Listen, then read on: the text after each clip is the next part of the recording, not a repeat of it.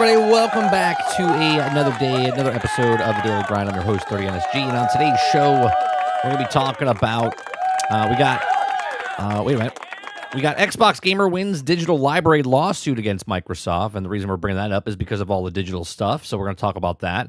We're going to talk about EA confirms plans to remove paid progression options in EA Sports College Football 27 following community backlash, and I'll tell you why you shouldn't support this company at all. We're also going to watch TheKingerd's latest video called How Ubisoft Will Use Black Flag Profits to Screw Us. If you guys like what we do here, we do this Monday through Thursday from 10 o'clock in the morning till noon Eastern. If you like it, hit that like button, hit that subscribe button. If you'd like to go above and beyond that, become a member as little as $5. If we have time, we do have another video that we're going to watch from Stylosa called Marathon is Dying as Players Abandon the Game, The Sad Truth. So if we have time, we'll watch that. A little bit of housekeeping before we get started. Just to let you guys know, we only have a show this week, Monday and Tuesday. Wednesday, I'm going out of town, Wednesday, Thursday, so there is no GXG. There is no Daily Grind on Wednesday or Thursday morning. So it's only a two-day this week, Monday and Tuesday. There are shows tonight over on 30 and Still Gaming. We're going to be playing some Pal World the next two nights because it is the 1.0 launch. We were playing Enshrouded, but Enshrouded's 1.0 comes out in just a couple weeks or a month or so. 2 months. So that'll happen. And then also we have Dune Awakening getting their big update at the end of September, I believe, or October. I forget which one it is. But we have a game coming out basically every month that we could be playing on the gaming channel and whatnot. What's going on, chat? Let me see who's all here. Altern, good morning. Eclipse, good morning. Aku, good morning. Jason, good morning. Wonder Rose, Jesse Mack, good morning. How's everyone doing? Everyone have a good weekend? I know Eclipse has been playing Pal World nonstop.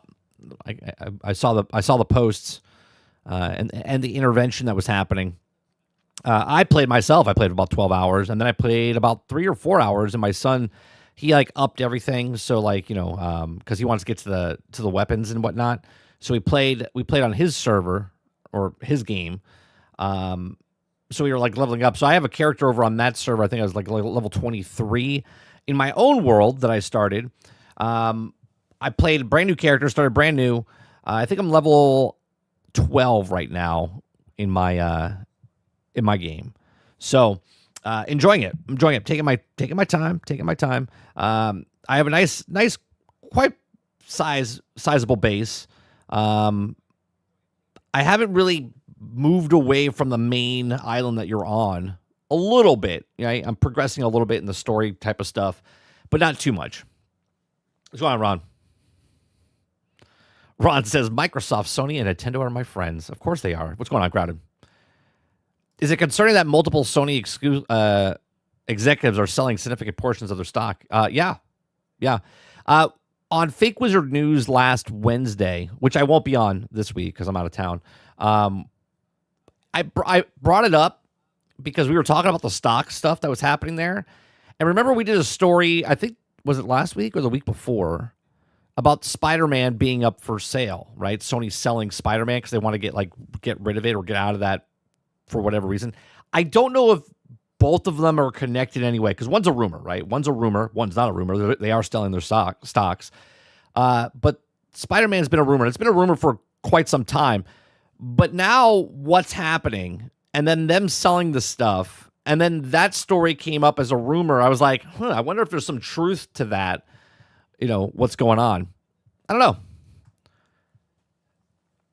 know. Oh, yeah, I saw that this morning as well. Sam Neill, that's the gentleman that was the Jurassic Park, correct? Best known for Jurassic Park. He's known for a lot of stuff, but I think he's the most notable for Jurassic Park. GDP Cal says, "House no." I mean, when the president sells their stock, I'm not saying there's insider trading, but it seems kind of odd. Just saying. All right, let's start off with the college football stuff here. Okay, now we didn't cover this story last week. We spoke about it on GXG in the evening, talking about how college football, EA's College Football 27 basically started putting microtransactions into the single-player portion of the game, okay? Now, obviously, I haven't supported a sports game from EA since 2009, 2011. I forget what it is, right? I can look on the board and see. But basically, I haven't played any of their sports games. I used to love everything about EA. When I was younger, man, I would play the baseball games, the football games, the hockey games, the soccer games, anything that they made. I was like, this is the greatest thing. What's going on, Stealth? Good to see you, man. This is the greatest stuff, right? Loved playing the sports games. But then they started, and this is what broke my, I don't know if it was when I worked for them back in the day as a tester. This was like 2003 when I was a play tester for them. I still liked it back then, right? Still loved it until about 2009, like I said. But I don't know if that like tarnished me. I didn't have a bad experience there myself, right? Just went in, play test the games, and moved on, right? But I would play every single one of these. But then I started noticing they would like put in the Kona Vision, right? And then they would take the Kona Vision out. Then they would put the hit stick in. And then they would take the hit stick out. Then they would put something else in, and then they'd take that out. And it was just like this constant thing. They would never give you all of the pieces, right? They would always take one piece away. They'd be like, here you go, Timmy. You can play with these 3 things, but I'm going to take the 4th one away from you. And then the next year, they would give you back 3 things, but they were one of the things they took away and then took another thing away. And they just kept doing this. And I was just like, I don't like this, right? Then they started putting the Ultimate Team cards in, and I went, I'm done. I'm not doing the Ultimate Team. I love playing fantasy football, but I'm not playing fantasy football inside of Madden where they're charging me stuff with the Ultimate Team and stuff like that. Now they've gone a step further, okay? Now they've gone a step further where they're charging you because there's a mode where you can upgrade your coach and you upgrade your player, your personal player. And there was a lot of backlash. A lot of people that were, what do they call? Game player, game makers, whatever. The people that are partnered with Madden were eating this up for years. They were okay with it, but now it went a little too far for them, right? And now it was like, wait a minute. They should be in the fridge out there, right? So they went a step a little too far, and now they've like opened up their eyes. They're like, this is not right. Well, now we have the backlash. They came out, they made some tweets, they made some videos, and they got them to respond. So this is where we are today, right? So EA confirmed plans to remove paid progression options to EA Sports College Football 27 following community backlash. The devs did an amazing job, and the part that sucks to me the most, okay? Here it says, update, 6:03 p.m. This was last week, or I think it was like Friday or whatever it was, July 10th, what'd say, 13th? Yeah, on Friday. It says, has confirmed plans to remove all paid progression options from Road to Glory on online Destiny, okay, or Dynasty. The EA Sports College Football 27 after playing launched the CFFB Play Not Pay campaign against offline microtransactions. The publisher announced that plans to respond to community feedback within the statement posted on social media. It's a decision that we'll see the changes go into effect starting tomorrow morning on July 11th. Just 5 days after College Football 27 launched in early access for PC, PlayStation, it's only in early access? See, I didn't know that. And Xbox Series X on July 6th. Okay, EA says unfortunate side effects of the removal of the paid progression options in question is that those existing college point balances will no longer be able to use the points in Road to Glory or Dynasty. The note encourages players with points to apply them before the changes go into effect. Many players in the community, including content creator, said have also thanked EA for pulling paid progression from the game, and you can see the publisher's statement down below. All right, so this is the statement that they wrote here, okay? It says, happy College Football 27 launch week. Thank you so much for continuing the passion of the incredible response to the College Football 27. We love the game and the sport, and college football as always will be about the signs, the sights, the sounds, the pedigree, and traditions of the atmosphere on Saturday. In College Football 27, we aspire to deliver the deepest experience to date with all new Dynasty blueprints. And also, like, the concession stand prices, right? That's what they really want. They want to charge the concession stand prices for a game that you paid full price for. We aspire to deliver the deepest experience to date with the Dynasty blueprint. New positions in Road to Glory are the best college football gameplay yet. However, your feedback to Road to Glory and Dynasty is that we've missed the mark with the introductions of paid progression options. No, you didn't miss the mark. You steamrolled over the mark, and you did this on purpose because now you're going to backtrack a little bit, but you're going to still do it. You're still going to do it.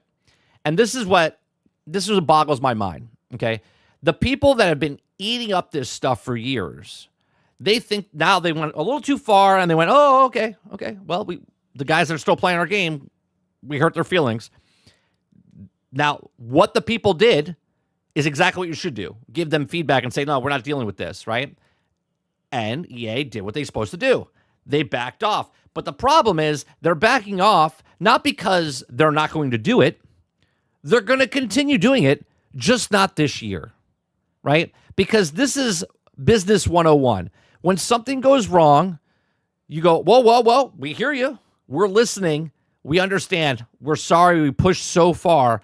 And now they're going to back out, and now they're going to do it again next year, right? This was adding an independent, deeper mode progression with the aim to give players more choice. But what you've said, we're not adding the value we intended. Tomorrow morning, we'll remove all paid progression options from Road to Glory and the Online Dynasty. An unfortunate side effect of removing paid progression, the players have a college point balances while it will not be able to apply balance in the Road to Glory Dynasty. So jump in between now and then and apply your points. Our goal for live service plans in CFB 28, which is college football 28 and beyond, will deliver valuable features and content with greater transparency and communication. We're moving fast to respond to your feedback in-game, and stay tuned to the follow-up communications next week, and we'll take you through more design details and share our goals for College Football 27. We love this game. We love the community. We love the football. CFB 27 is our third and best CFB ever, and we can't wait to see you on the field. Okay, so obviously they're saying it right here for you, right? They're being more transparent. Our goal for live service plans for 28, which is next year, and beyond, will deliver valuable features. Can't wait for those valuable features. Okay. So here's the original story. As launched on mostly negative Steam reviews, the fans revolted against the pricey microtransactions in offline game modes. Oh, and by the way, we talked about this months ago. You know, an actual, like IGN, say what you want, but at least they came back and did an update to something that actually was reported on, and they came back and did an update, and they put it to the top of the article, not the bottom of the article. It says the latest EA line of college football video games immediately came under fire when it launched in early access on PC, PlayStation 5, Xbox Series X and S July 6th, with all stems from a removal feature of the Road to Glory and Dynasty mode in favor of microtransactions and a range from $10 to $150. This is a game that you pay full price for, $70. $70 football game. It comes out every year. Okay, now it's been out. This is the third year consecutive. Then Madden comes out next month or whatever. Okay, you pay $70 for this game, and people just want to play the game. They just want to play the single player game. They don't want to play the Ultimate Team. They don't want to play the Dynasty stuff. They don't want to do any of that stuff. They just want to play the single player. Well, Road to Glory and Dynasty are single player mode, right? But they just want to play the single player mode, and they want to just keep playing their character and see if they can get them to the NFL, right? That's it. They just want to play the game. So now, on top of that, you're like, oh, well, if you want to max out your coach, if you want to max out your player, it's going to cost you somewhere between $10 and $150 range, multiple times, by the way, to level up your character. In College Football 25 and 26, offline versions in these modes allowed players to customize their experience by using settings to boost XP gain. In College Football 27, EA gutted those settings, replacing them with an option to spend real-world money to increase things like player coach level. Like, this is gross. Okay. As outlined by a content creator, I don't know how you say that. Is it Bordox? Who also helped push back or push the CFB play don't pay movement in college football entry, asks players to spend as much as $100 to reach the max coach level of 100. Okay. The fact that those options are added without much of a head up or of heads up with some content creators, the microtransactions were not mentioned in pre-launch builds and was also only made matters worse. Well, first of all, they don't care. EA and Madden and now the people who own them don't care about the people that work with them. You are mouthpieces, okay, for them to advertise the stuff. They don't give two shits about you and your communities or anything like that. What they do care about is they care about your communities because they want you to say stuff about the game or not say stuff in this situation so they can make the sales. Okay. And that right there is one reason that you should never work with them. Now, I'm not going to tell them how to run their business and stuff like that. If you're a content creator, you're a content creator. But you got to look at it this way, right? There is no other way to look at it. These companies are scum-sucking bastards. Okay? They are, right? They're like used car salesmen when it comes to this. They've completely changed video games for the worst by implementing stuff like this into video games and not telling the people that are actually advertising their game for them. Okay?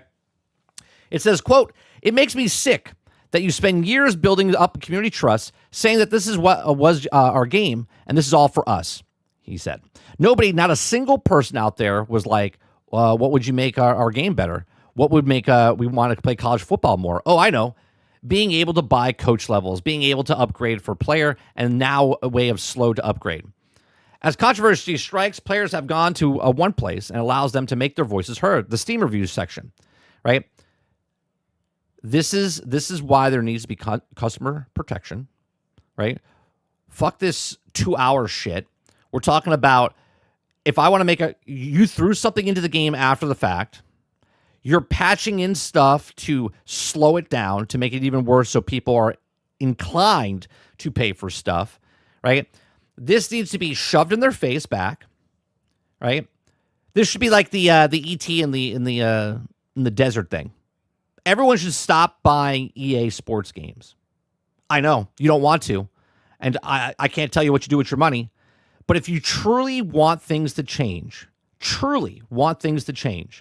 and you want EA to stop doing what they're doing, then you have to stop buying their games. You got to stop buying their microtransactions. You got to stop buying the Ultimate Cards editions. You've got to stop buying every year's thing. The only way this changes is if you stop buying their game. Now, if you think for one second, you're like, well, what is my one purchase going to do? Nothing. Your one purchase is not going to do anything. But if everybody gets on the same page, right? We're seeing this on a bigger scale right now with the games going digital and not physical type of stuff, right? These are all digital games. These are all digital stuff. Now, we're just talking about EA. We're just talking about the microtransactions that they've been involved in the single-player game now. And I know someone's going to write in the chat or in the comment section later, well, there's been microtransactions in single-player games all these years. That's correct. And you are all the problem, anyone that was buying those microtransactions, because now it's getting worse and worse and worse because people keep buying them. And then they complain and go, wow, can you believe this? Right? I haven't purchased a EA Madden football, college football, sports game in almost 20 years. Okay? Almost 20 years. Right? If you truly want them to stop, they still sell 10s to 12 to 15 million copies a year, then they'll stop. Okay? But people keep buying the stuff. It says the XP modifier is now 22% of the reviews for college football 27 are positive, earning in the Auburn most negative mark. Now, see, there's all these people that have made these videos now, and they're like, oh, this is so good. This is so good that they changed it. So good that they changed it. This is just for promotional stuff. EA's like, oh, yeah, we heard you. We listen, right? We listen. So one reviewer said, adding microtransactions to offline Road of Glory, offline Dynasty modes is insane. I will never spend another dime on any future CFB games if this is not reverted. See, this right here, he's almost there. He's almost there. He's so close. So close, right? He says it full chest. I will never spend another dime on any future CFB games. But then he backs down, right? If this is not reverted. Because now it's reverted. So he's like, oh, yeah, this is it. This is just, they're going to do it again, right? This is like a police officer pulling you over, saying you're speeding. You're like, I'm never speeding again. 5 seconds later, you're speeding down the road, okay? Happy this one came to PC, but this will be the last. Thanks, EA, for ruining what another franchise agreed MFers, okay? Steam user, Shaq Oatmeal, agreed. In terms of raw gameplay, 2027 college football entry is exceptionally well made. I saw a video of this. When they say well made, I saw so many glitches of people playing. I was like, this is well made? The standard has really lowered, right? That didn't stop them from leaving a negative review. He says, however, due to EA having a biblical levels of greed and the response to all this backlash introducing microtransactions to offline game modes, will not be recommending this to anyone, they explain. EA needs to be stripped of their exclusive rights, 100%, to produce these games that let it fall into the hands of another publisher that won't, I guess, shit or fuck its casual players based over. It's been doing this microtransaction BS for years on Madden, and now they're starting with CFB. Unacceptable. Now, see, apparently he didn't care for Madden. He was a college guy. But now, neighbor's house is on fire. Now his house is on fire, and now this is unacceptable, right? If you haven't already bought the game, don't buy it now. EA did eventually respond to the backlash, saying the upcoming patch would also include new XP settings, Road to Glory, Dynasty. For the latter, players can also expect new options that allow for up to 1.5 XP while experiencing earn in ladder will be also tied to difficulty levels. This might seem walking back has done little to quell the concerns. All right, so you have a lot of people bitching about it. It says the new XP options seem to be slower than what they were previously available. And some choice wordings makes it clear that players will be discouraged from trying to ease your difficulties. Okay, they just completely ruin the single player experience. Why? Because they're great. Right? Before I continue to rip into EA, he says I'm ripping into a higher ups here. He said that the initial video, I'm not ripping into the devs. It's not the devs' fault. It's not the decisions that are leading to the microtransactions and some higher ups that is saying we need to make more money. Let's get us more revenue out there. Yeah, but you know what? It is the devs. It is the devs because the devs are doing their job, right? And they're getting paid to do the job, and they're doing the job that they're being told. If the devs don't take any blame, then the devs need to leave the company. But why would they do that? That's their job, right? But they're okay with it, right? They're okay with it because they're there doing it. If you don't like the job, if the devs don't like putting microtransactions in games, well, then they have to get a different job because that's what EA does. EA puts that in the game. It says, I'm ripping down to the devs. We need to make more money. Let's get more revenue out of this. Maybe Ultimate Team, College Ultimate Team, isn't cutting it because no one cares about College Ultimate Team. That's probably right. They're like, well, wait a minute. Why, we can't do the exact same thing in college because there's not really big players and stuff like that, and no one really cares. Right? Madden, it works because they're professionals. He says, but I'm not blaming the devs. The devs did an amazing job, and that's in the part that sucks to me the most. This is the best game they've ever put out. It's even not even close. There's the least amount of bugs. This is the best game they put out. It's got the least amount of bugs. There's still a couple of huge ones, and I'm sure they'll also get to it. But the devs cooked. The devs did a good job, but it's all about the overshadow because of this microtransaction slop. Well, I'll be honest. Maybe the game is not the sharpest, and that's why they had to put the microtransactions in there to overshadow how not good it is. Now, again, I haven't played it. Not going to. All right? Not going to. IGN gave EA Sports College Football a 7 out of 10. Of course it did.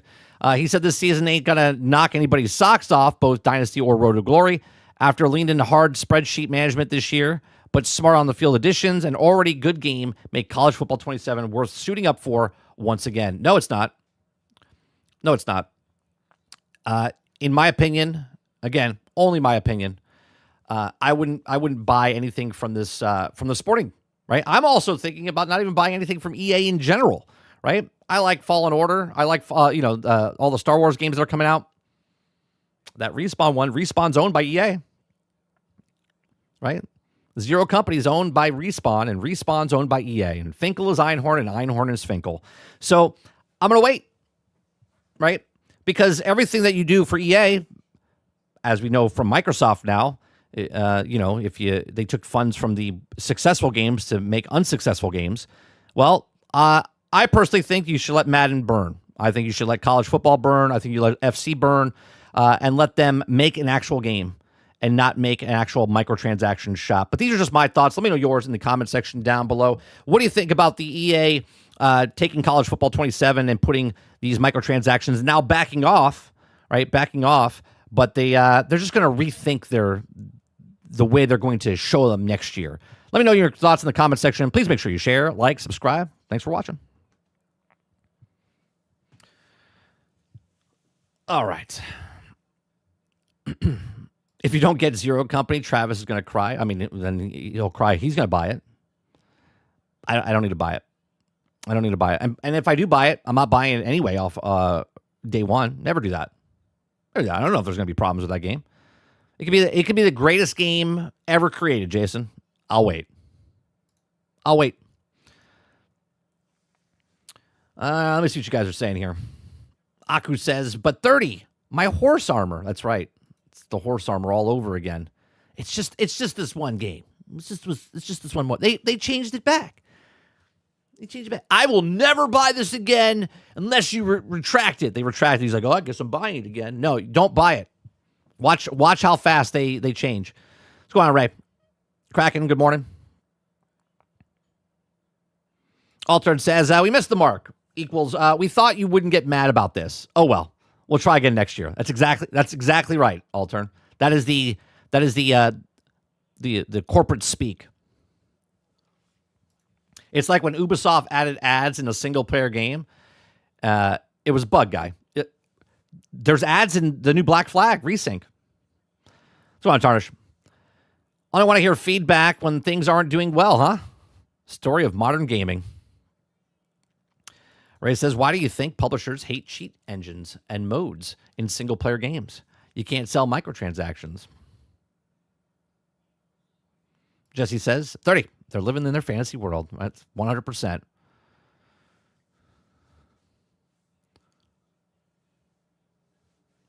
Tarnish says, how many of those creators are paid? Well, you never know. Every single one of the creators that came out was part of the Madden. They got access to the Madden game. They got to go to the Madden, like EA's, test the game ahead of time, talk to the devs and stuff like that. They're part of the program. I don't know what the program, EA player program, I forget what it's called. Some of them left, which is bravo, right? Some of them are like, I'm not working with that company again. And if you're doing that, that's the great first step. Great first step, right? Because especially if you have like 100,000 people, $200,000 channel, right? And going, I'm not with them anymore, and you stop playing their game, it's gonna hurt. It's gonna hurt the content creator because that's why people watch their stuff. But you have to have morals, man, right? You have to have integrity. And if these companies just screwed you over because you just told your whole audience of 200,000 people, right, that, oh, the game's great, and there was no microtransactions, but now all of a sudden there is after they bought it for full price of $70, and they have to pay $10 all the way up to $100 or $150, sorry, to get to a level 100 in the game. Like, what are we talking about? EA doesn't give a shit about your clientele. They don't care about the people that watch your, right? They care about them because they want to steal them from you so they can get their money.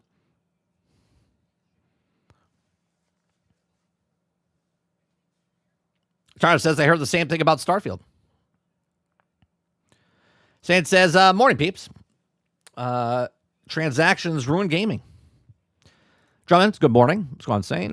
Drummond, good morning, 30. I totally agree with you. Any more good advice about gaming in general? Look, I love gaming. Absolutely love it. Okay? When I say, support what you love, if you love something, and these people that love Madden, people that love Call of Duty, people that love Battlefield, okay, it's blind love. It's almost like when you're in a relationship with someone, right? I speak from experience, okay? I've seen it from other people, also myself, okay? But you don't see it until after, okay? When you bring someone home to meet your family, okay, and you're infatuated with that person, you love that person, okay? There's good qualities and there's bad qualities, but everybody else around says, hey, I don't really like that person. I don't really like that person, right?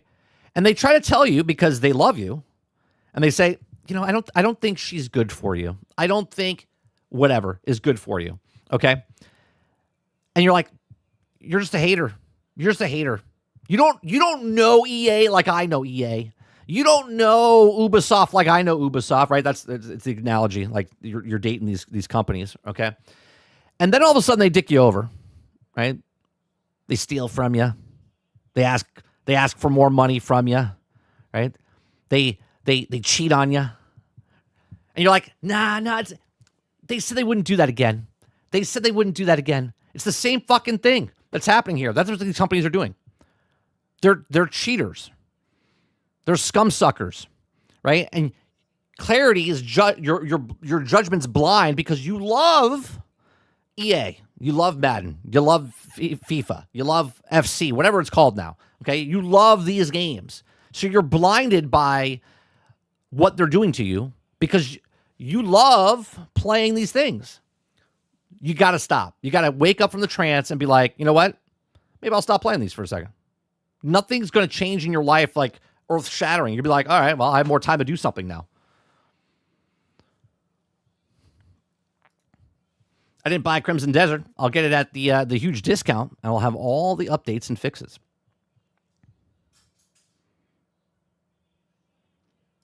Eclipse says, yeah. Not the expert said that it's not coming back. Ray says, I own every sports game. I buy the when they're on $1.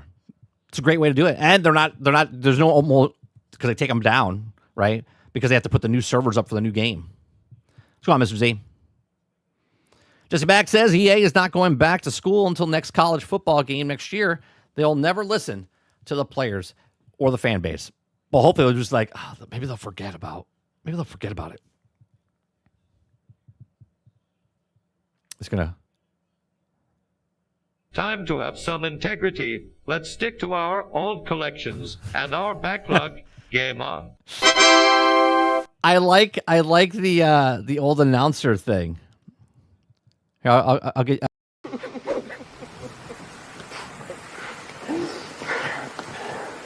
Thank you. You love me.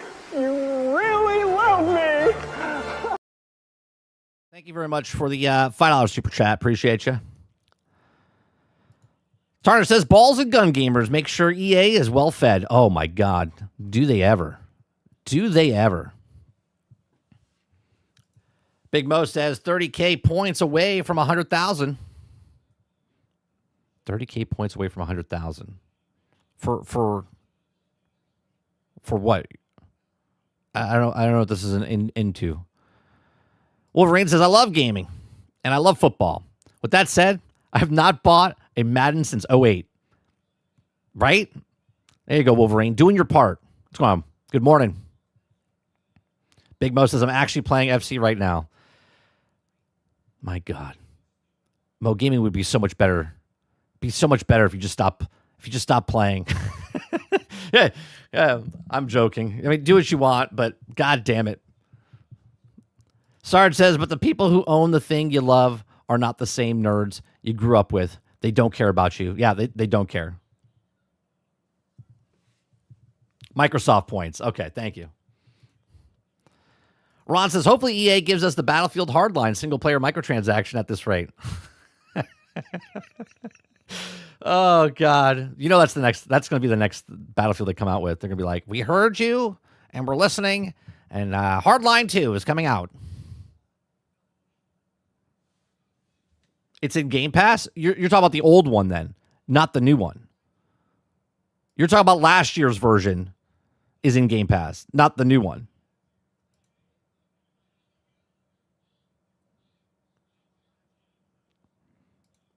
All right. Now let's talk about... This is sort of like what could be the future. Okay, what could be the future, right? This gentleman got his digital stuff back. Okay. It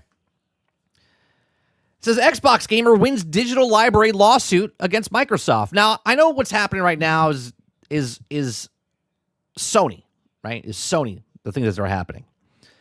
But this person won against Microsoft. Now, the reason I'm bringing this up is because this could be everyone's future. But the difference between our future and his future is we're going to lose our lawsuit because everything's going digital. Okay? If you guys like what I do, we do this Monday through Thursday from 10 o'clock in the morning until noon Eastern. If you like it, hit that like button, hit that subscribe button. If you'd like to go above and beyond that, become a member as little as $5. Mr. G says, I'm feeling desperate. I grew up as a Doctor Who fan. Now I'm a gaming. Has been invaded. It's sad, isn't it? Mo says, Mike, off topic. Down the rabbit hole. Was the star vehicle for the mask. Why did they take it from him? What do you mean? Carrie was the star vehicle for the mask. Why did they take it from him? Probably of contract negotiations and stuff like that, I would assume. I never really looked into it.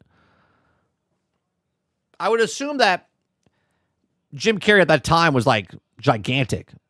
And to have him sign up another one and put that makeup on and stuff like that probably took a really long time. I know when he was doing The Grinch and when he did another movie, the makeup took a really long time. So maybe that's why they didn't want to do it. I don't know. Crowd says the gaming industry is the only entertainment industry that wants to completely eliminate physical media. Isn't that interesting? Yeah, it's weird, isn't it? We've talked about that in the past. So let's continue here, shall we? And then I'll jump back to chat. So Xbox Gamer wins digital library lawsuit against Microsoft. In the wake of the turbulent, let me make this. Can I make this? No, that's too big. In the wake of the turbulent news surrounding digital gaming, it's nice to see a little guy winning against the corporate titans of the industry. In a recent post on social media, one Brazilian gamer revealed that he won his lawsuit against the Microsoft to recover their blocked Xbox account and by association with the collections of the digital games. Okay, the entire situation is telling tale of what might be our future and indicative of just how easily we can all lose control of our digital libraries and we might have spent years assembling. Before going any further, you can go check out Insider Gaming here, or not. Xbox account lawsuit paints a dangerous picture. On social media, a user by the name of Ordo Liberal posted the outcome of his lawsuit against Microsoft, which raised after their account was blocked, freezing them out of their collection of digital games. In earlier post, Ordo explained that the Xbox support function tried to claim the account had been hacked. Does this sound familiar? I think we know somebody that happened to this in Sony. Refusing to open it back up again, even though Ordo necessarily security layers engaged. In the dire twist, it was claimed that Xbox support team suggested that the user repurchased all their digital games. Oh, well, what a great thing from Xbox support team. You know what would be good? If you just repurchased everything. That'll fix the problem. Get the fuck out of here. Who do these people think they are? You bought all the stuff. Now you locked me out, and to fix the problem, I have to purchase all the stuff that I purchased already? Anyone that thinks like this, you're fucking crazy. You're fucking crazy. If this happened to me, I would never support this company again. If I was this person, 100% would take them to court. 2, okay, I would never support them again. Not because they backtracked or gave me my library back. No, if they gave me my library back, that would be it. That'd be it. I would never buy anything from them. I'd be like, well, I got all this. This is mine. And that's it. This prompted Ordo to file a lawsuit with his attorney in Brazil, leaning heavily on the consumer law and seeking to have Microsoft reopen his account. On July 11th, he was confirmed that they won their case with the court ruling in the favor of ordering Microsoft to reopen the account and grant access to his library. Do you see how many people? Do you see the difference? This man was like, especially because he lives in Brazil and they actually have a little bit of consumer protection over there. Okay. Some people just roll over. They roll over and they're like, scratch my belly, EA. Scratch my belly, Microsoft. I love you. Oh, boy, yeah, that feels good. Oh, yeah, that feels good, right? And then other people like, fuck you, right? This gentleman was like, fuck you, right? I'm taking you to court. Additionally, the court ruled that the Microsoft owned Ordo, literal $400 in damages, right? That's it, $400 in damages. And he posts on Reddit, liberal post segment of a legal ruling. Should the debater fail to pay any certain sum that was also subject to judgment within 15 days from the final and unappealable judgment of the sentence or ruling, the judgment amount shall be increased by 10%. All right, a 10% fine, as provided by Article 523 of the CPC, regardless of the new formal notice under the terms President of 9-7. Okay, that effectively means that if Microsoft doesn't take action, the fine will increase. Okay, so this is him right here. Posted his stuff. Because Brazil, firm stance on consumer law, this is a big thing. In the United States, we have no consumer law. Okay? No consumer law. Ordo incurred no legal costs and didn't have to pay for the attorney. And he won his case to boot.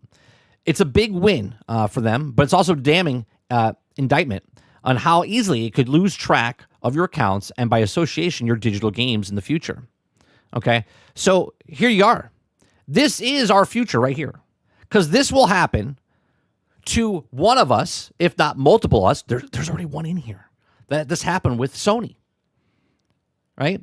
Said it was hacked, took all the games away. Yet here we are, right?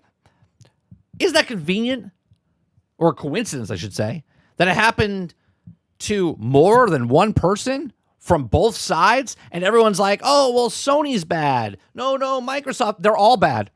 They're all bad, and they're all going to keep doing what they do until somebody says something and stands up. Right? Physical games and digital games can both coexist. It's the only, as Crowded said, it's the only industry that's still not going to support physical things. The music industry. Spotify is one of the largest things on the planet, yet I can still go buy a disc, a CD. Okay? Netflix, one of the biggest things on the planet, yet I can still go buy a DVD. Why is this? That I can do it in every other form.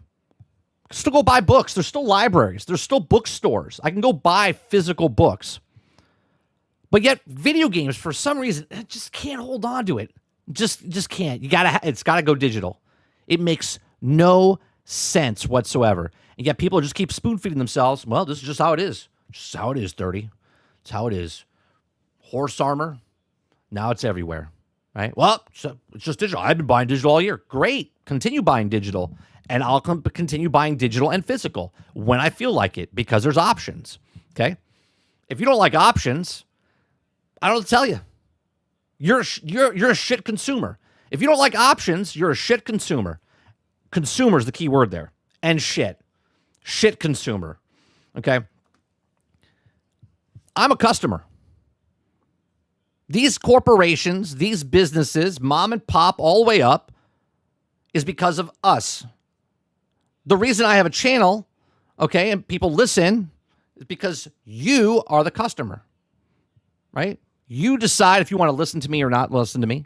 That's your choice. I don't have it behind a paywall. I'm not asking for anyone to give me money. I'm just talking. I'm free. This is free. Okay? Every business on the planet Earth has to earn their dollars from customers. Not automatically by default give me money, because that's bullshit.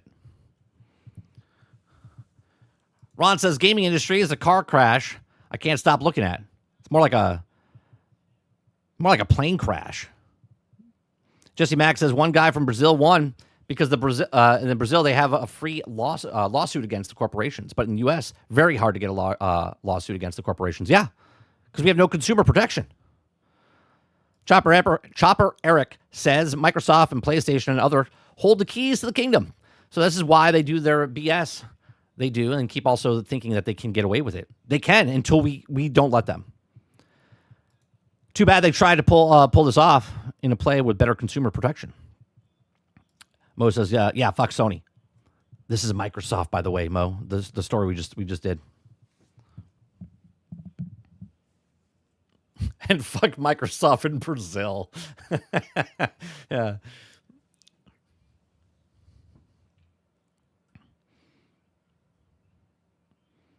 Big Mo says, I'm enjoying Weathering Waves and still playing The First Ascendant. Kraken says, I bought Palworld yesterday. Oh my God. Is that game absolutely addicting? You might want to have a conversation with Eclipse. He's been addicted to that thing. It's a good game. It really is. We played it 2 years ago when it first came out, right? Played it first on Game Pass.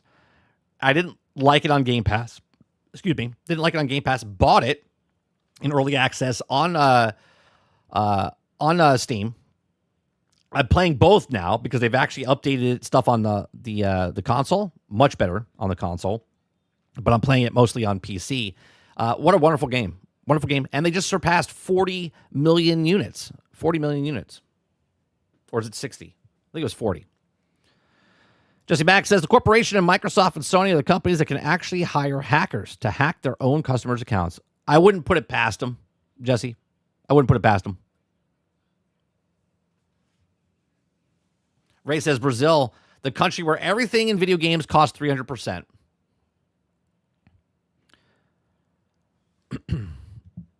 Argus says, I'm with Mo. Fuck Sony. Yeah, but the story had to do with Microsoft. Mo's just being Mo. Crowded says, gamers better stand for something right now. They're not going to be sorry, or they're going to be sorry. The problem is, it's like the tissue box. Do you know what I mean, Crowded? Like, we're our age bracket, right? If you're like 35 plus, is that tissue on top. And then they just remove it. They like discard that tissue, and there's that fresh tissue right there, ready for them to use to blow their nose with, and then dispose of that one afterwards, right? That's all the 29-year-olds and 28-year-olds and 27-year-olds and 26-year-olds, right? And they just keep working their way down. And as they're working their way down, they've already made all these people conditioned to what it is. This is why people say, that's just the way it is, 30. That's just the way it is. Microtransactions are in there, right? If someone brings up that, the 36 months of Sony getting rid of your stuff, and if you don't activate it, it's gone, they're like, well, that was been there for a while. It's always been that way. No, it hasn't always been that way. There was a starting point that no one paid attention to. And then when people actually talk about stuff, they're like, you guys just make a big deal of it. Big deal of it. Look, real simple. It's real simple, right? I'm never going to stop playing video games, but I don't have to play their video games, right? Like, what's that new game that came out? Mecha Chameleon. Okay? Mecha Chameleon is made by two guys. Or should I say people? I don't know if they're guys or girls. Okay. By two developers. They've sold, what is it, $5? They've outsold, from an article I saw earlier, they outsold Mario Kart, meaning they've sold over 14 million copies, 16 million copies of this game. There's not 100 people in a room making a video game. There's not 200 people, 500 people, 1,000 people, 10,000 people. It doesn't take 6 years, 8 years to make a video game. Two people made the game. It sold 15 to 16 million copies. That's a video game. Now, people can look at it and go, that's not a fucking video game. It's stupid. It's hide and seek or whatever. Video games are supposed to be fun. Board games and all this stuff, right? All of these things are supposed to be games. Grand Theft Auto is a game, and so is Mecha Chameleon, right? For anyone that doesn't want to play these high-end $70, $80, $90, $100 games, there's thousands upon thousands of lower games, 30 and under, okay, that you can go play, and you'll have just a good time. Pal World is $20, right? Actually, it might be a little bit more now because it's out of early access. I don't even know what I paid $20 for it. I actually paid less than $20 for it. Okay, that game is going to blow most games out of the water that are live service games. They're also survival games, right? $20.99. Thank you very much. Right? Yeah, you just bought it. Okay. You don't have to buy the AAA gaming market. The channel that I've created here is talking about mostly AAA games. There's the outliers out there, like the people that try to get the day before out there. It was a scam. Okay. But stop buying broken, buggy games. Okay. Is AAA. AAA, which we're about to go into Assassin's Creed, and we're going to have a slew fest with that. Okay. They constantly trying to screw you over, and you have to make it feel bad, right? Well, there's going to be people that lose their jobs and stuff. Nobody feels bad when you lose your job, besides your family, okay? Nobody on the outside world cares if you lose your job because it doesn't affect them in any way, shape, or form until they get fired, and then it affects them, and now they know how it feels, okay? That's just how life works, okay? AAA gaming is fucked. They fucked it. And they still think they can get away with it. And they can. Unless we, the customers, not consumers, customers do something about it. And I'm not saying you got to take a 20-year strike, right? I'm not saying you have to stop buying all video games and all. You just got to work together and not buy stuff. So when the next Assassin's Creed game comes out, we're about to watch TheKingerd talk about why you shouldn't buy Black Flag, okay? Because Ubisoft, all they hear is, oh, well, they like that, okay? they only hear the money. If the money goes up, corporate salute, then it doesn't matter how many people bitch online because the money's going up. Okay. But if the money doesn't go up and there's people bitching online and people are getting steamrolled on the internet for social media, okay, well, then they're like, oh shit, what do we do? Look at what look what just happened, right? Regardless if it's a small win or not, it's a win because people were vocal and EA backed down, right? The small wins are still wins, but you have to keep it. You have to keep it going. If you don't, they're going to push you over.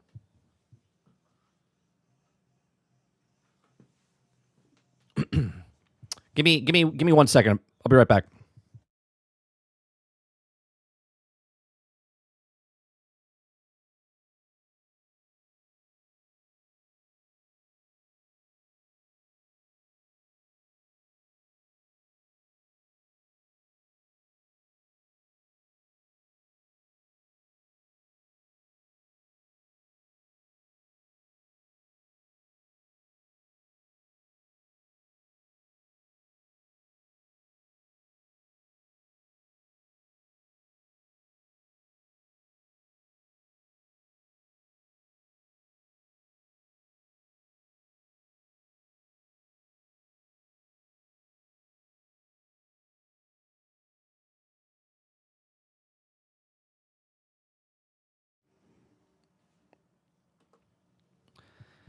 All right, sorry about that. Let me see what you guys are saying here.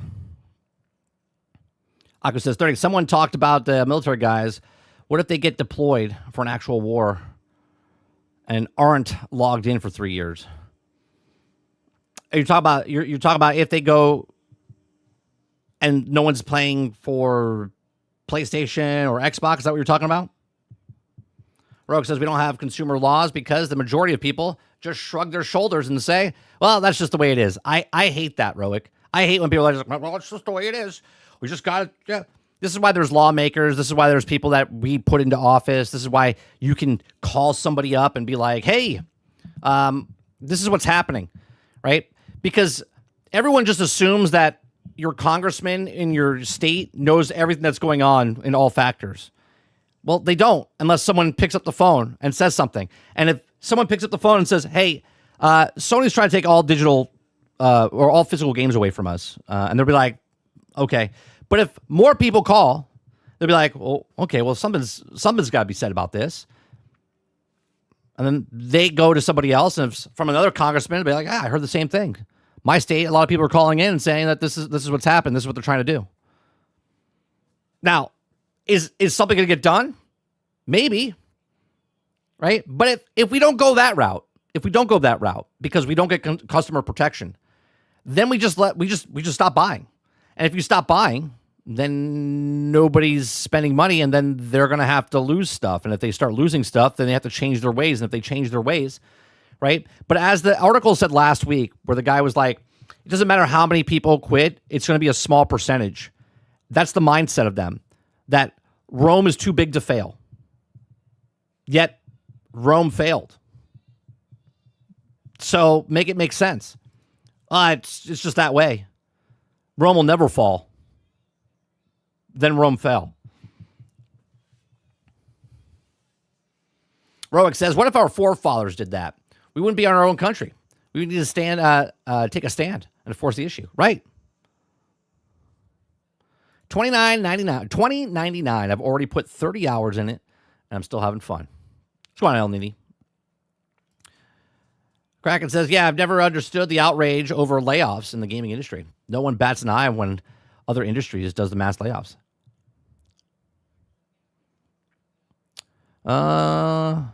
Vote with your wallets. That's exactly right. If you don't want to make a phone call, and you don't want to get to Congress, and you don't want to pass laws, all you got to do is stop paying money. That's it. Aku says, what we really need to do is stop buying Mind's Eye, The Expanse, Intergalactic, and the like. El Dente says, I buy Assassin's Creed Black Flag when it's $20, or it's on Game Pass, whichever one comes first. I already paid $50 for the first one when it came out. Turner says, You have subbed to PlayStation Plus for 30% Pal World discount. Yeah. Get the month, buy the game, and then a lot of people right now don't want to do the work, right? And what I mean by this is I'm going through a process right now where I'm trying. Earlier in the year, I was working out, right? Getting back into shape. Then I kind of fell off the wagon, right? It's always hard to do it again, right? To go do the stuff. And sometimes you delay it, right? You're like, well, I don't want to play the game because of it's too long. I don't want to work out because it takes too long.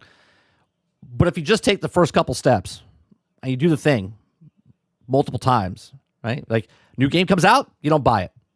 You're like, oh man, I didn't buy that new game. Then the next game comes out and you don't buy it. Right? Well, then at that point, you're not buying those games anymore. But people are afraid to leave their ecosystems they're in. This is why I've always said I'm not a PlayStation guy. I'm not an Xbox guy, right? I'm not a PC guy, right? I'm a gamer. I buy the things where I want to buy them and play them. That's what it is, okay? I'm not aligned with any of these companies. Not Steam, not Nintendo, not Microsoft, not Sony. I'm a gamer, right? I've owned all the systems. I played all the games. I play where I want to play. I own what I want to own because that's the choice that I have, okay? And if I decide, I'm like, I'm going to play PC now, right? Let's say I have 400, 500 games on a PlayStation or Xbox or Nintendo, and all of a sudden you're like, you know what? I'm going to start again over here. And I'm going to buy games and play games up until the point until this company then screws me over. And then we check back in. We go, well, is Nintendo still doing up to their shady shit? Is Microsoft up to their shady shit? Is Sony still doing their stupid shit? Oh, they are? All right, well, then I guess I'm not buying any of these companies. But you're like, well, I want to do stuff. I'm kind of bored, There's tons of stuff to do, tons of things to do. You don't need to buy. You don't need to play every single game that comes out. Clip says we need a lawmaker that knows technology. That's also old folks need to get out and get out already. Yeah. Even when people come in, there's still going to be. Even if young people come in that know what's going on, there's a certain type of business. Like if they get in, there's people that pay to get certain things moved. So it doesn't matter if the person knows or not. The whole thing is corrupt. You see people go in that have a good point, or they can change things, and then they just become the same. Altern says, not to be that guy, but if I get deployed, you're lucky if you come back alive after 3 or more years. It's true. Mr. G says, see ya. I'm out of the churro, what is that? Cairo appointment. I know, President's lame jokes will be missed. You'll be missed. You'll be missed. All right, anyway, back to the stream. Mr. Z's gone now. Nobody bats an eye if the same industry, either only when Xbox does it. Chopper Eric says, I know this focus is on gaming when we talk about it there. The fight for digital protection is not by one on the gaming alone, though. TV, movies, music, books, and gaming all need digital protection. Correct. They do. But at the same time, at least you can still buy physical stuff, right? And that is the protection right now because you can buy physical stuff. It's when that's all gone and it's just digital. There needs to be rules set now to protect the digital just as if they were physical. I agree. El Nitty says the first 30 days is the hardest. After that, the results just keep going. Aku says 30. If Sony keeps on its path, Travis has specifically said he's going to not buy an all-digital platform. So I guess he's going to be looking for a new place to call home. He said that he might be buying a PC. He has said it. El Dente says, I saw one of the lawmakers that was also saying that Congress should be able to buy stocks, just made $7.5 million trading stocks. Absolutely power corrupts. Yeah.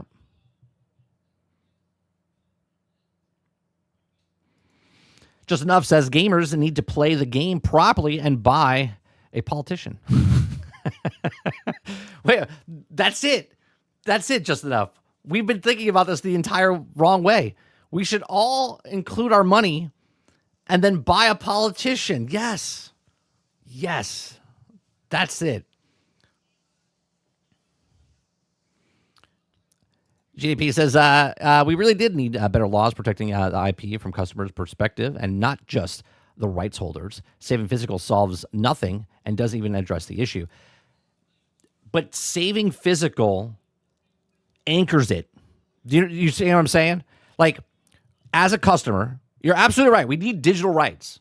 But if you get rid of that physical, okay, if you get rid of that physical, then we're fucked, right? The physical's got, because no one's coming to your house to take away your physical.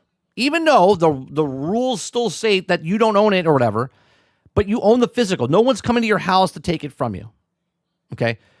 Digital doesn't. They can just take it away from you. We just saw the article, okay? So, yes, we need digital rights, but because physical's there, you still have a choice to buy physical. Just this is, I'm only half joking. I know. Vote for your congressman. I'm going to represent while just taking your money and doing nothing. Damn good in politician. That's what I'm saying. A lot of politicians are like, yeah, I'm going to do what you do. I learned this lesson a long time ago. I want to say it was middle school. I think it was middle school, right?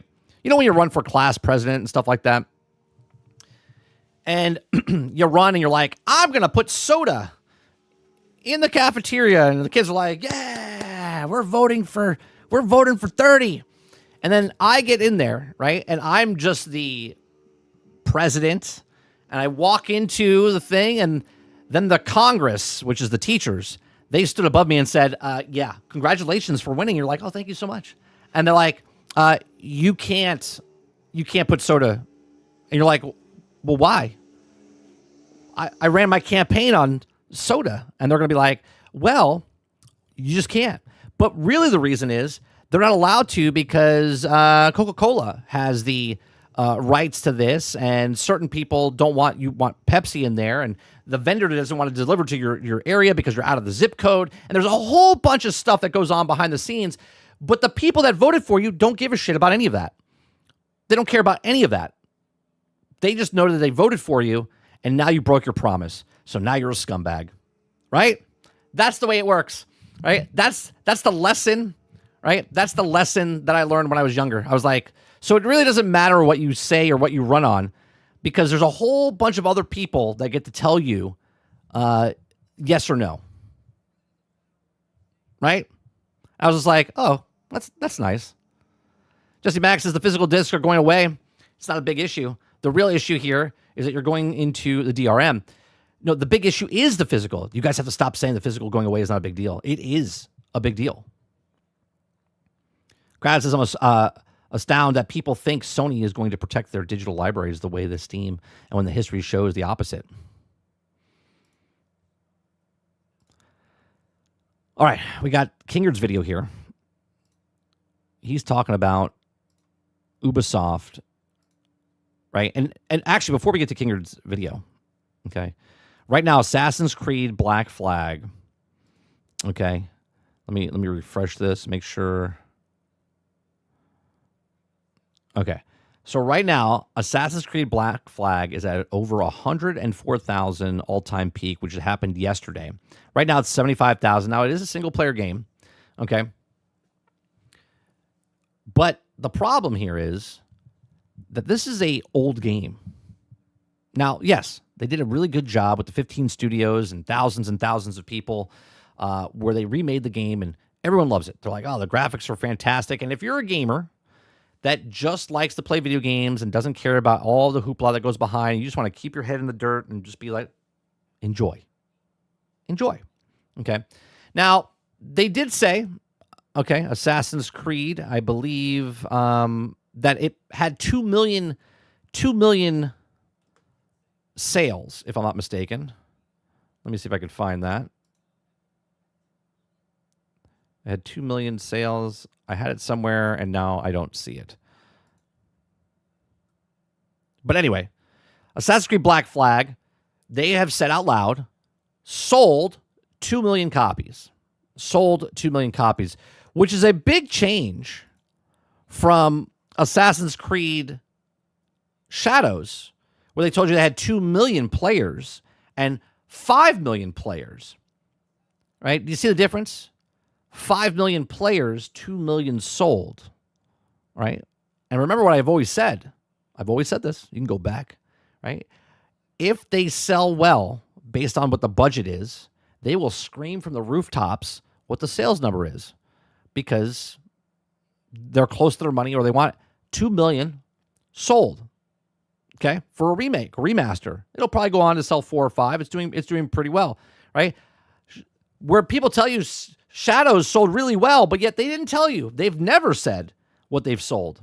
They've only told you how many people have played it, okay, which is 5 million people. Now, remember, Black Flag was supposed to be, there was supposed to be a sequel. There was supposed to be a standalone game that did this, okay? Well, the standalone game, as of right now, was Skull and Bones. And Skull and Bones was miraculous. Everyone told you it was fantastic, right? Right? Grand total, almost 2 years ago, 2,615 people on Steam. Everyone's like, well, that's not the main people, 30. It sold millions of copies over on console. Sure it did. Okay? So you have that as well. Then you also have, this is Assassin's Creed Shadows. Let's see what, obviously, this is, 16 months ago. And they maxed out at 64,000. Now, if you go to Assassin's Creed Black Flag, they're at 104,000. So that's a lot bigger than this one, right? So it's doing pretty well. It's doing pretty well. All right. So now let's go to Kingerd's video here. Kingerd video is called "How Ubisoft Will Use Black Flag Profits to Screw Us." Okay. I haven't watched this yet, so I don't know what he's talking about besides what the title says. If you guys like it, hit that like button, hit that subscribe button. If you like Kingerd's video, go over to his channel. Links in the description down below. Kingerd will join us on the 500th GXG episode on August 13th, and I have a couple other guests that we're trying to get on as well. All right, so here we go. Ubisoft is right about one thing. When AAA gaming's looking its most bleak, bring out the pirates. Aye, that be true.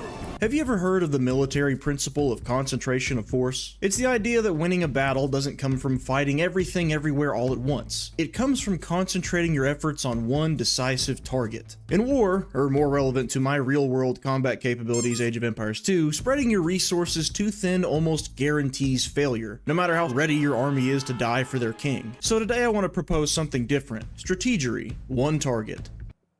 I love it. Hello everyone. I'd like to say a few words about internal issues that have come to light recently.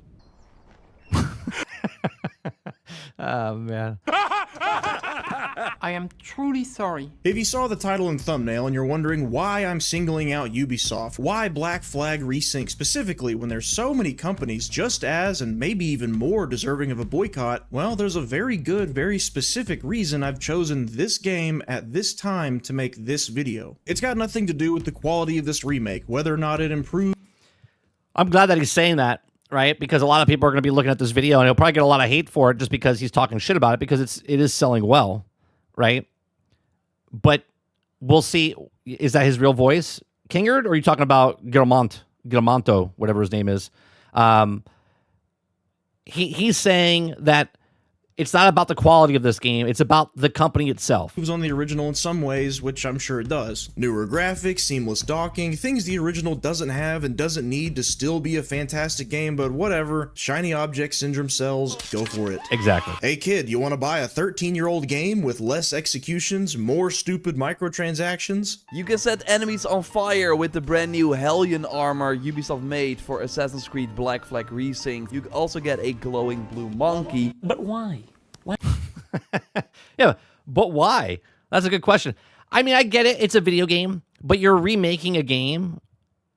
So why are you adding stuff to it? Just because of microtransactions? See, this is my problem with these game companies, man. Right? And I understand I'm the guy yelling at the clouds. But if it's a remaster or resynced, whatever you want to fucking call it, like, why are you adding this stuff? And why are you adding a microtransaction store to a single player game? And I know the reason, because someone's going to say, well, this is just what Ubisoft does. Ubisoft's doing what Ubisoft does. Yeah. And I can't tell you the last time I bought an Ubisoft game because that's just what I do. It's just what I do. I don't buy Ubisoft games. Why would you do that? Why would you do any of that? And unanimously everyone's favorite thing about single-player games, weekly challenges and battle pass progression. What? I didn't know this was in the game. Weekly challenges inside? Now, again, see, I don't play Ubisoft games, so I'm assuming Shadows had this, and all the other Assassin's Creed had this as well, right? It's just the way it is. Can't wait. While this unnecessary remake reeks of panicked desperation to remind us of what Ubisoft no longer is, following the conga line of Ubisoftistic failures over the last several years, it may surprise you that this video isn't even about all the usual grunts and gripes with modern Ubisoft games. No, instead, to try and persuade you why this game should fail, I'm going to be showing you the bigger picture, the very sinister yet very probable timeline that this game's success would help manifest, bringing to light just how nefarious, how aggressive Ubisoft is behind I love everything that he's doing right here. the scenes right now, fighting against your rights as a consumer. Tactics so snaky they'd make Haytham Kenway blush. How much worse gaming will look very soon if they win, all to the legal and financial benefit of Ubisoft. And the only chance we have to combat this is to whip out our Rosetta Stone and skip to the page for how to speak money. Let's get into it.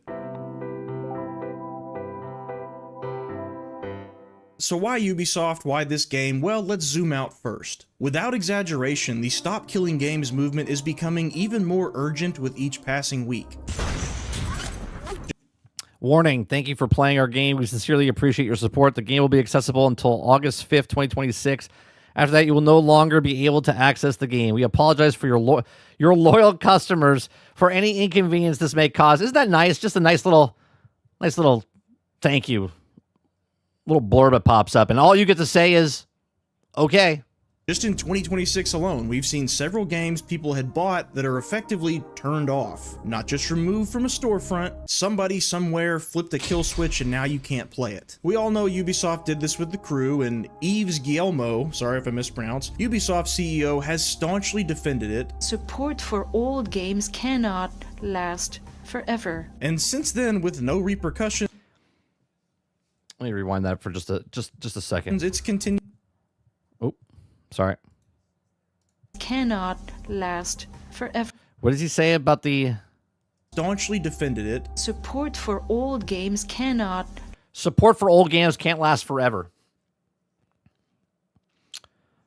I have the NES, the Super NES, the N64, the GameCube, my Sega Genesis, my Xbox 360, my PlayStation 1, my PlayStation 2, like my PlayStation 4, my Game Boy. Like this still works. This still works. I still have it. Can't last forever. This is as old as me. This is as old as me. This is a 40-year-old console.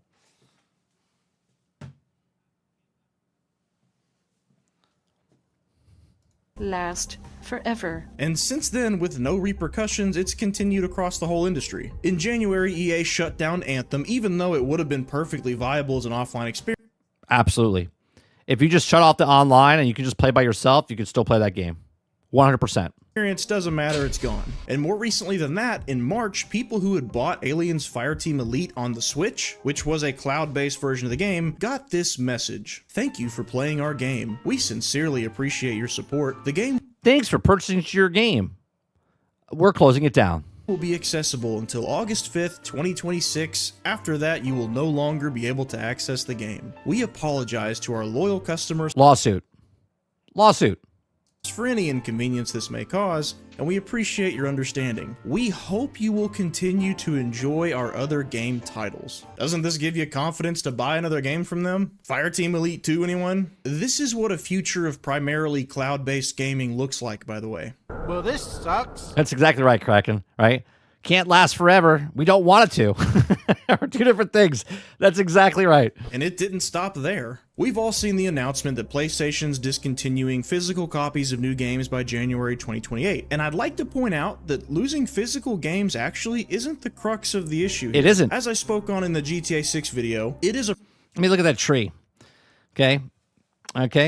recoverable license, game shutdowns, online required, performance reduction, can't share games, no physical copies. Games actually isn't the crux of the issue here. As I spoke on in the GTA 6 video, it is a problem for people losing the ability to buy and trade used games, but technically speaking, when it comes to technical ownership, not much has changed. Discs have more or less...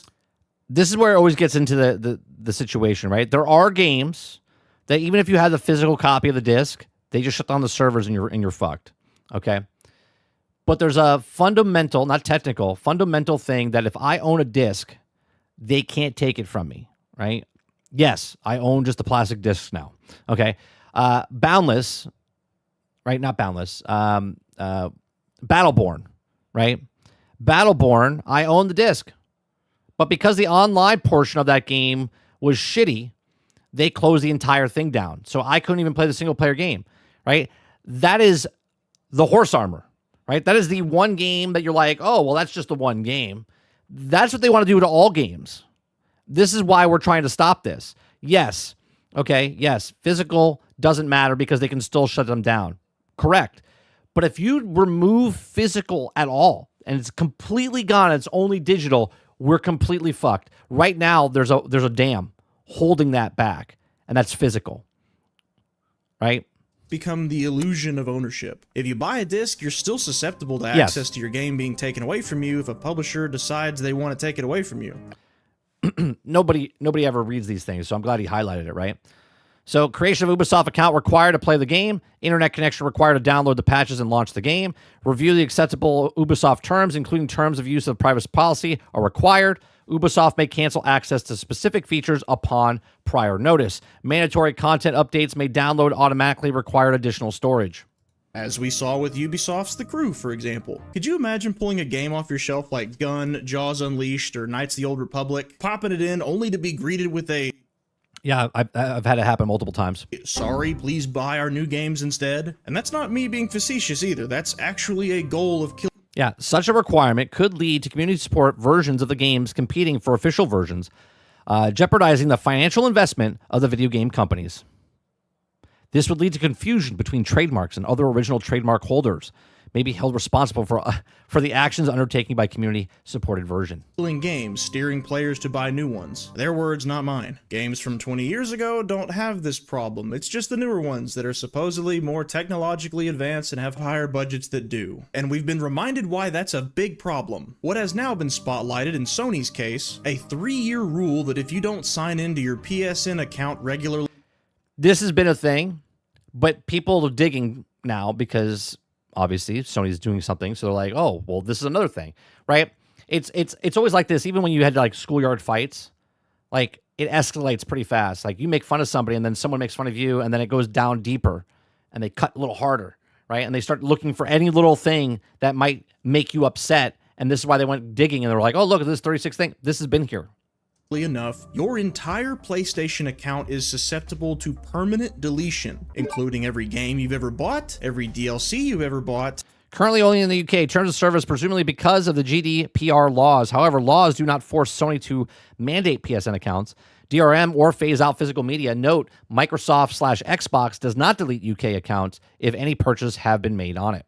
All of your gaming progress and any remaining funds in your PlayStation wallet. To those that might be asking, how could you go 3 years without gaming? They're asking the wrong question. The right question is, what benefit to the consumer does this provide? And the answer is none. Excellent point. What's the value to the consumer? Nothing. And if this week's news is any indication, it's not just the benefits, it's the security that has about as much longevity as a wet napkin left outside. Xbox announced thousands of layoffs. This isn't a video to go into that whole announcement line by line, but I still want to use it to make this point. If the people on the other end of the screen are constantly in a state of emergency and vulnerability, why would we ever trust them to safekeep our access to the games that we buy long term? We're leaving. I don't care if it's a bookshelf. If it has more security than a multi-billion-dollar company, I'm choosing the bookshelf. But now that the stage is set, let's bring it back into Ubisoft. Why them? Well, boycotting an entire industry might sound wonderful, but we know that's just not realistic. And with Black Flag coming out this week from the company nestled the deepest within the Stop Killing Games controversy, boy, do we have the best target we could ever ask for. If not Black Flag Resynced, then which game would be better? We already know Ubisoft shutting down The Crew was the straw that broke the camel's back for Right. The Crew is the loot boxes inside of Star Wars Battlefront 2. Right? Do you know what I mean? That's the camel that broke the straw's back for microtransactions. This is for Stop Killing Games. Stop Killing Games to take off, but what else has Ubisoft done since then? Eves and Co. have defended Ubisoft from multiple class actions in which they've insisted you don't own the games you buy, one in the US and one in France. But that's just saving their own skin. Look at what they've done with the rest of the industry. I want to direct you to two different organizations Ubisoft is a part of, the Entertainment Software Association, or ESA, and Video Games Europe. Remember the lobbyists we were talking about? Remember that? Yeah. On screen, you will see their members, which include a swath of the largest companies in gaming. Yes, there are many more Isn't that interesting? than just Ubisoft, but I promise we're getting there. Both of these groups have aggressively opposed Stop Killing Games, not just with public What? Huh. Why would they do that? Why would they do that? statements, but also with lobbying, meaning privately persuading lawmakers to take their side on an issue that's up for debate. Hypothetically, that could For legal reasons, this is purely speculation and lobbying as a concept, not as an institution that is also parties mentioned in this video are in violation of any code or law protecting of lobbying, disorder, bribery, illicit activities of any kind, law-abiding parties, should and any such parties exist within the scope of the discussion, have absolutely no need for concern. Remember my little middle school story I just told about why we couldn't get a soda machine in the school? Do you know what I mean? Because there's lobbyists that say otherwise. Speculation, of course. mean money. Now that's power you can't buy. Or it could mean verified, confirmed, closed, invite-only meetings with the very governing bodies who are supposed to be unbiased for the people. But the industry has had at least 3 times more meetings with the commission on this than we have. They've had another meeting with lobby group Video Games Europe, which was invite-only and private. So unlike our parliament hearing, there's no public record of it. In other words, it was a meeting about consumer policy in video games where nobody representing consumers was invited. Would you like to guess who was present for the closed invite-only meeting between Video Games Europe and the European Parliament Committee? Hello everyone. I am truly sorry. And 2 weeks later, the committee voted they would refuse to recommend any legislation to Parliament for discussion. Yeah, shocked. Shocker. Yeah. The person that caused this, the CEO of Ubisoft, was at that meeting. 6 hours long talk to them. Yeah. How normal is this? This happens regularly, I would say. In the EU, you can say that the people with the deepest pockets also are the loudest voices. Yeah, isn't that amazing? Makes you wonder. Another strat for making sure games don't stay in your library is slandering the goals and motivations of the movement in an attempt to discredit it. Sounds like a communist to me! If you've ever heard of the term straw manning, it's when you intentionally exaggerate or misappropriate somebody else's argument to make it easier to, well, argue against it. For example, if you say recent Call of Duty games feel tired and uninspired, and another commenter says you just hate it because you're bad, they just straw manned you. No, I've never received a comment like that before. Yeah, me either. Yeah, doesn't Why happen. do you ask? The way ESA and Video Games Europe have strawmanned the Stop Killing Games movement is by altering the stance from, we want a version of the game to play even after official support. Right, a version after official support.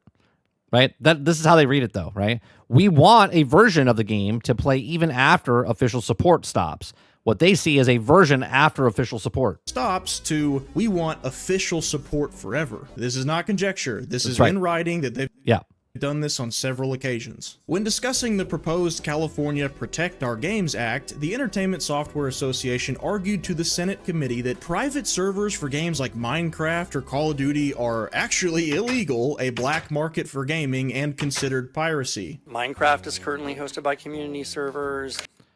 This is the stupidest thing. Do you see the problem with people that are up in the upper chains that know nothing about the thing that we're talking about, and they think that Minecraft's illegal now because there's people that have their own servers, even though Microsoft themselves sells that servers to them. So not only are they selling the servers to these people to have their own private servers, but now they're selling them the servers so it's illegal, so they're sending people to be criminals. Like, what are we talking about here? Call of Duty community servers. So it's an option that is out there in existence here today. They're illegal and they are not in any way affiliated with Microsoft. So is it like the black market of video games? Yes, in fact, we consider it piracy. As in, the how-to instructions publicly available on Minecraft's website for how to set up a private server. Yeah, it's a black market. Very illegal. It's literally on the actual thing. What have I done? Although Protect Our Games passed the state assembly with flying colors, actually, the Senate committee tossed it with 4 votes yes, 3 votes no, and 3 abstains. However, the ESA did kindly backpedal on these statements after the vote was done. How generous. Which brings us to today, and while Ross of Accursed Farms and the Stop Killing Games reps keep giving us updates, we now have the opportunity to also make an impact on this thing. No, guys. Especially you didn't lose against the commission because you have the power of calling them out on it and making them super famous, because now McGrath and Virkunen pissed off over 1 million of people. You have the opportunity for public pressure. That's it. This is exactly why, look, I'm a small channel. I'm a small channel, okay? But I'm still going to talk how I feel and what's going on in the industry, because I love the industry and I don't want it to fall, right? We have the pressure. These companies will push and push and push and push and push, but they don't like being slandered on sites. Hence why they get bots, speculation, where they get bots to talk good about their products, because they're afraid of us. As much people hate Twitter, okay? Twitter is a fantastic tool, right? And that's what it is. It's a tool, okay? Because we have freedom of speech because of Elon Musk. If you hate him or not, he bought a company and you could say what you want on that, okay? He's monetized it for people that want to be the customers of his product instead of getting advertisers to put on the actual product, okay? That's how he gets most of his money now, is people paying for the check mark, right? Public pressure will win most of the time, if it's short term or not. If we just keep staying pressure, they pretend that we forget. We don't forget. It's like a magic trick. They show you the thing and they go, oh, look, my thumb fell off, right? Oh, there it is, right? So like they just sleight of hand, make you think one way, not talk about it a little bit. What is Sony doing right now? Sony doing right now is not saying a goddamn thing. They're not saying anything about what they've done, right? They stayed quiet for 4 or 5 days. They started posting stuff like nothing ever happened. People are shitting on every single post they have, and they're pretending that nothing. Nope. I don't know what these guys are upset about, right? Well, it's too late. That's what they keep telling us. There's article after article coming out.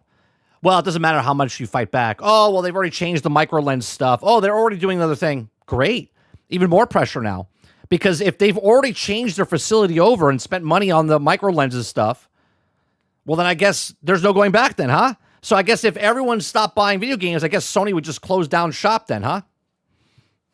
And public accountability when you demanded something, and this is what you got. This new opportunity has presented itself to us in the form of Assassin's Creed Black Flag Resynced. Jeez. Which launches this week. While Ubisoft isn't uniquely guilty, they are uniquely symbolic of this entire issue. They're the most publicized catalyst of Stop Killing Games, they're at the center of the opposition to Stop Killing Games, they're also the most vulnerable of the opposition to Stop Killing Games, and they have what's supposed to be a financial layup of a game coming out right now. Like with AC Shadows, Ubisoft literally needs this game to succeed. The fact they're even making Black Flag Resynced supports this. It's the lowest hanging fruit, the easiest game to make for the biggest IP they have, with an already baked in love of the original set to bolster their sales. And it might just work. Not too dissimilar to the way Halo is remaking Combat Evolved right now. And that's really why I'm making this video. Not because I think... That's sad. They have to go back 15, 20 years to make it feel like gaming's back, but it's not. It's just wearing a mask. Skipping one remake is going to bankrupt Ubisoft. It won't. Not because I think Eves is going to wake up the next morning and suddenly support Stop Killing Games. He absolutely won't. And not because Ubisoft is somehow uniquely evil in this situation. They're not. I'm making this video because everyone agrees that companies only listen when money is involved. We hear the phrases all the time. Vote with your wallet, money talks. And it works. Just ask Call of Duty, Battlefield, Fortnite, Xbox, and PlayStation. Ubisoft decided to do this remake because they know nostalgia for the original has more hope to push sales than confidence in the current state of their company does. And they're right about that. So if Ubisoft still sees what should be an easy win underperform, and the message online is that gamers are willing to pass on an updated version of a game they love because they support consumer rights more, it's not about your money, it's about sending a message. Everything burns. Not asking anyone to fly to European Parliament, just don't buy a game. That's it. Right. 10 years from now, we're going to live with whatever gaming becomes. So if we truly believe that publishers only understand financial pressure, that we won't let them get away with getting one over on us just because they're good at jingling keys, now is the opportunity to prove that we mean it. If Black Flag Resynced launches to disappointing sales, Ubisoft will still survive, probably thanks to Daddy Tencent. Limping, crawling, and bleeding from every orifice in the dirt at this point, but still alive. And I'm not asking you to hate Black Flag, I'm not asking you to hate the Assassin's Creed series, I'm just asking what matters to us more. Paying for a redo of a game that came before, or our ability to own the games that come next? Because this is about something much bigger than just one game, and that would be the relationship we get to have with the games that we pay for. But hey, if this doesn't pan out and the game is successful anyway, if you want to see what happens when a company is not successful and does a hard pivot from everything they stood for just a few months ago, click right here. Thank you, channel members and patrons. As always, thank you all for watching. Carry on, you kings. There's Kingerd's video. Check it out. Link in the description down below. Click on his name, go to his channel, give it a sub, give it a like. I see Tarnish, Baby, and GD, you guys are going back and forth. Tarnish is talking about that you're saying here that the console gamer makes the choice, B-Bay says, a console gamer makes its choice when they purchase the preferred console. You're actively making a decision to centralize your experience. With physical games, though, I can buy my games at discounted. I can buy them used. I can get them at a garage sale. I can get them at Target, Best Buy, Walgreens, whatever, wherever they sell the things. And they have to compete with that price. If they get rid of physical, even with your preferred console, you only can buy it from their console now. There is no other choice. Like, you can't get a secondhand game. That's it. It's only from their store. And if you buy it from Best Buy on that little card, it's their card that it goes to. There's no beating the system. They control the price. Just Enough says, but 30. I would like to have my cake and eat it too. Baby continues to say to Tarnish, your choice as a consumer is to purchase whichever console you like. The consoles are in direct competition with each other, and honestly, I have not. You're missing the point of video games. You can buy the console, and yes, you have the digital and physical, and you can purchase, but now you're only buying through their store.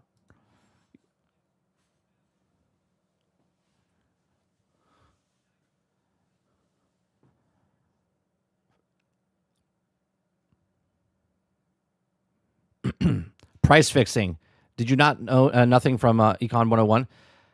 We're not talking about eggs here. We are. We're talking about physical stuff. We're talking about actual competition. We're actually talking about the supply and demand. When you move the stuff over to just Sony or just Xbox, and there's no other way to purchase that thing, there's a hell of a problem there.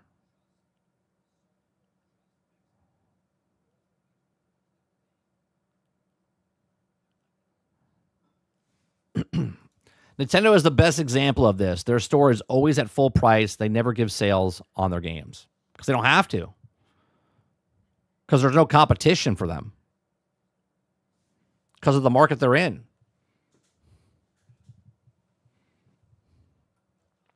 El Dente says people forget the PC isn't one console.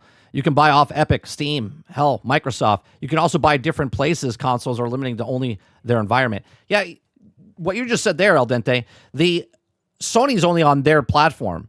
Xbox is on their platform, but they're also on PC if they stay on PC, right? So you can still buy stuff on Windows and whatnot. There's still more choice there, but still, if it goes all digital, you're fucked as a gamer.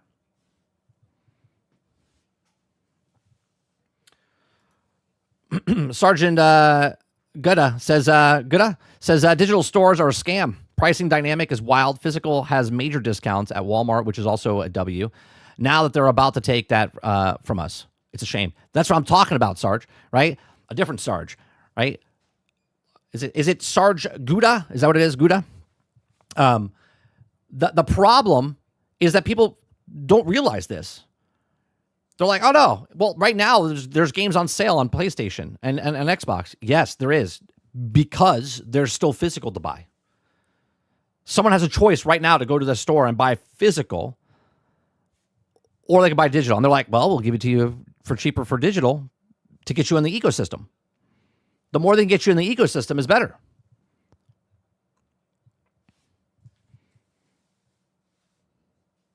There's almost no demand for physical, even with physical being discs being available. What is this misguided? What are you talking about? The problem is, GD, you're listening to the media, and the media is spinning it because I don't know if you know this, but they put advertisements of these games and these companies on their sites. Okay, physical is still a huge part, And my question to you is, why are you upset that people still want to buy physical? How is us buying physical affect you that buys digital? Because one goes one way, it doesn't go the other. Having physical doesn't affect digital. Having just digital affects physical.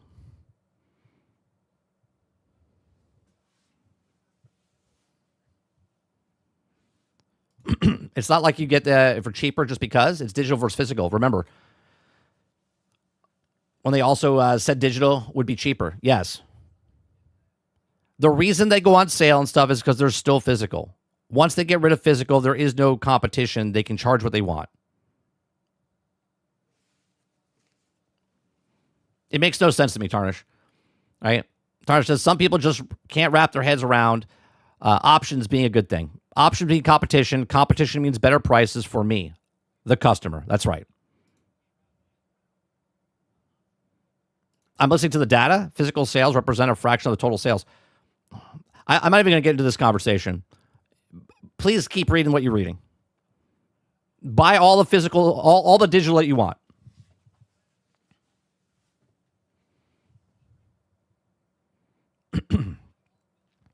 This is so circular. Physical is at the ends of the lifespan, and we need to focus on the best digital consumer experience and protection. Holy shit.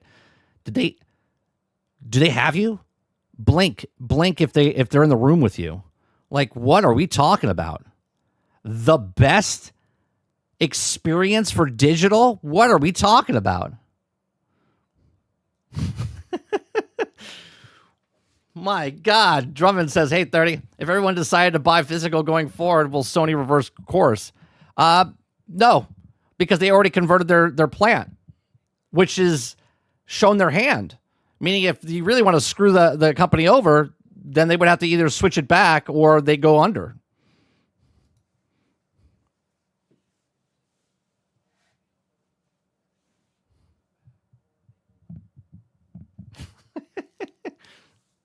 It's so ridiculous.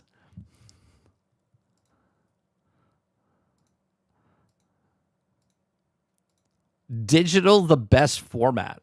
Oh my God.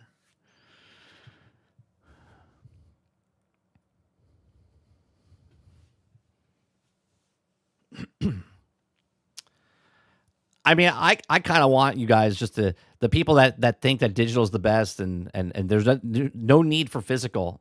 I hope you get your way, because I'll just go play something else and I'm fine. And you guys will just be right to the corporations because you think that they have the best interest in for you guys. That's crazy.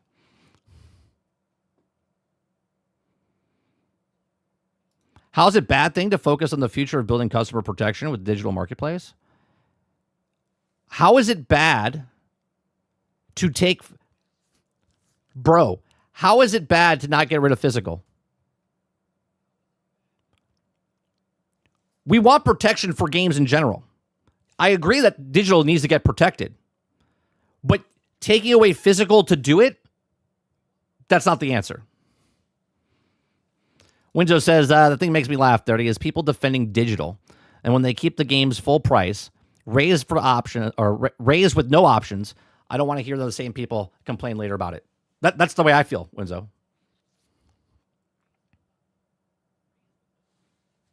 I understand that digital needs to be protected for consumer protection. Just games and just customers need to be protected, regardless if it's physical or digital. But you guys are arguing that, some of you are arguing, that digital's it and physical shouldn't be here. Why? Because you don't buy physical?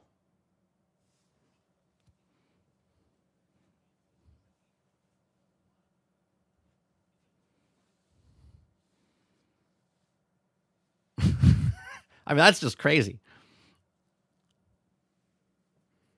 They're trying to rage bait me? Well, they're not going to rage bait me.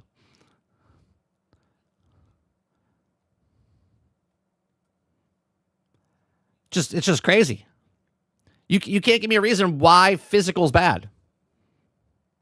Why is physical bad for customers?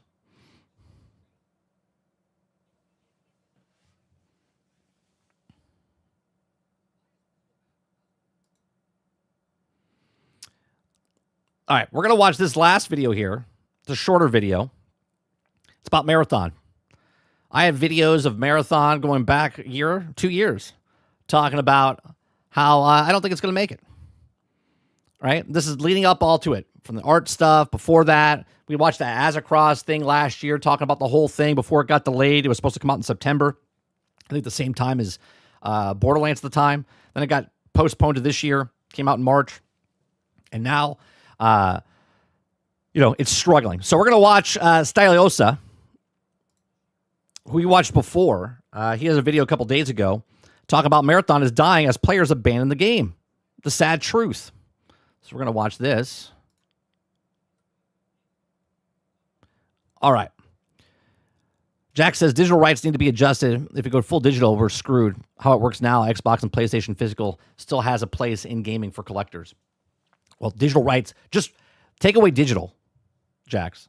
Rights for gamers need to be adjusted. Not just digital rights. Rights. El Dente says if it's all digital, going to drop the price because they can't save money on the printing. Someone that doesn't understand that will just be putting the money towards profits.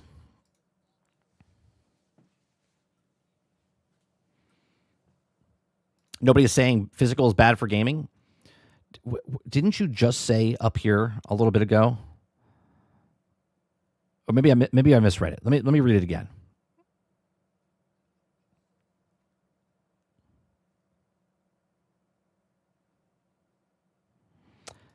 You said here that this is so circular. Okay. Physical is at the end of its lifespan. No, it's not. Okay. And we need to focus on the best digital customer experience and protections. What is the best experience for digital? What is that world that you want that's just digital? What is the best experience for digital? So let me get this straight. You want to keep, right? Physical's gone, and you want the same rights that you have for digital that you have for physical right now. Right? You want the exact same rights that we have for physical, because if it's physical, we can buy it, own it, play it. If it's not a live service game or anything like that, it's just a single player game, not on the cloud. I buy it, I own it, I play it. You want the same rights for the physical on digital, yet you want to get rid of physical. Make it make sense.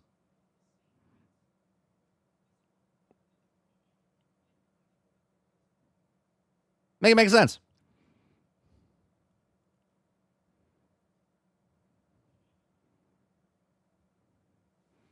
Unless they want to drop digital price down to $50, AAA games, is it sure always? I'll have the fuck digital only.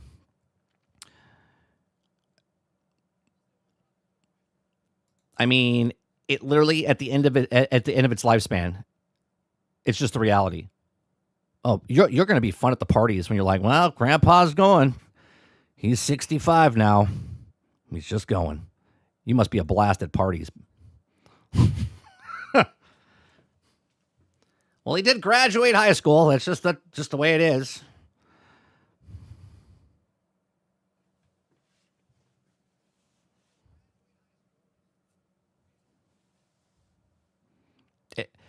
It's obvious. It's obvious where things are going, says the person that gives up. I mean, obviously, you might as well stop eating. You might as well stop walking and doing all this stuff because you're going to die anyway. It's just the truth. You might as well just give up now. Just give up. Don't fight. Just do it. Like, just let it happen. Like, what are we talking about, dude? Right? That's not the reality. The reality is what we make reality. And reality is people are still buying physical media. Physical media still exists in movies and music and books, but yet video games, it doesn't. It's not a reality.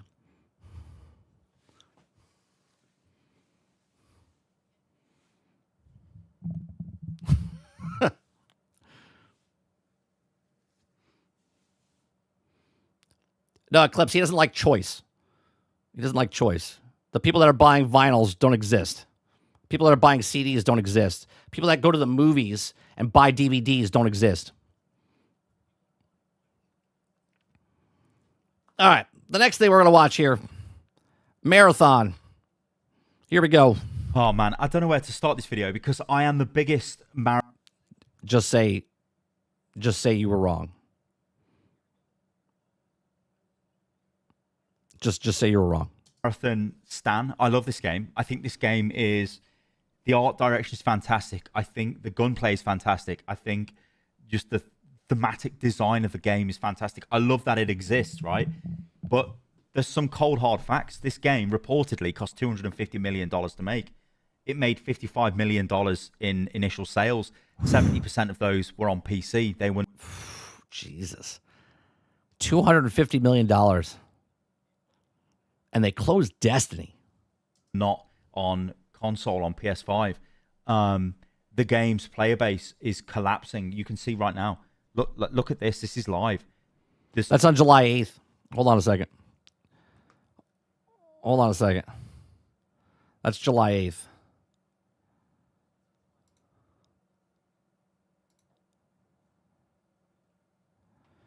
Here's today. So he was here. And now we're already down another almost 1,000 from the peak. Yeah, peak is 7,073. Peak over here, almost 1,000. Almost 1,000 dropped.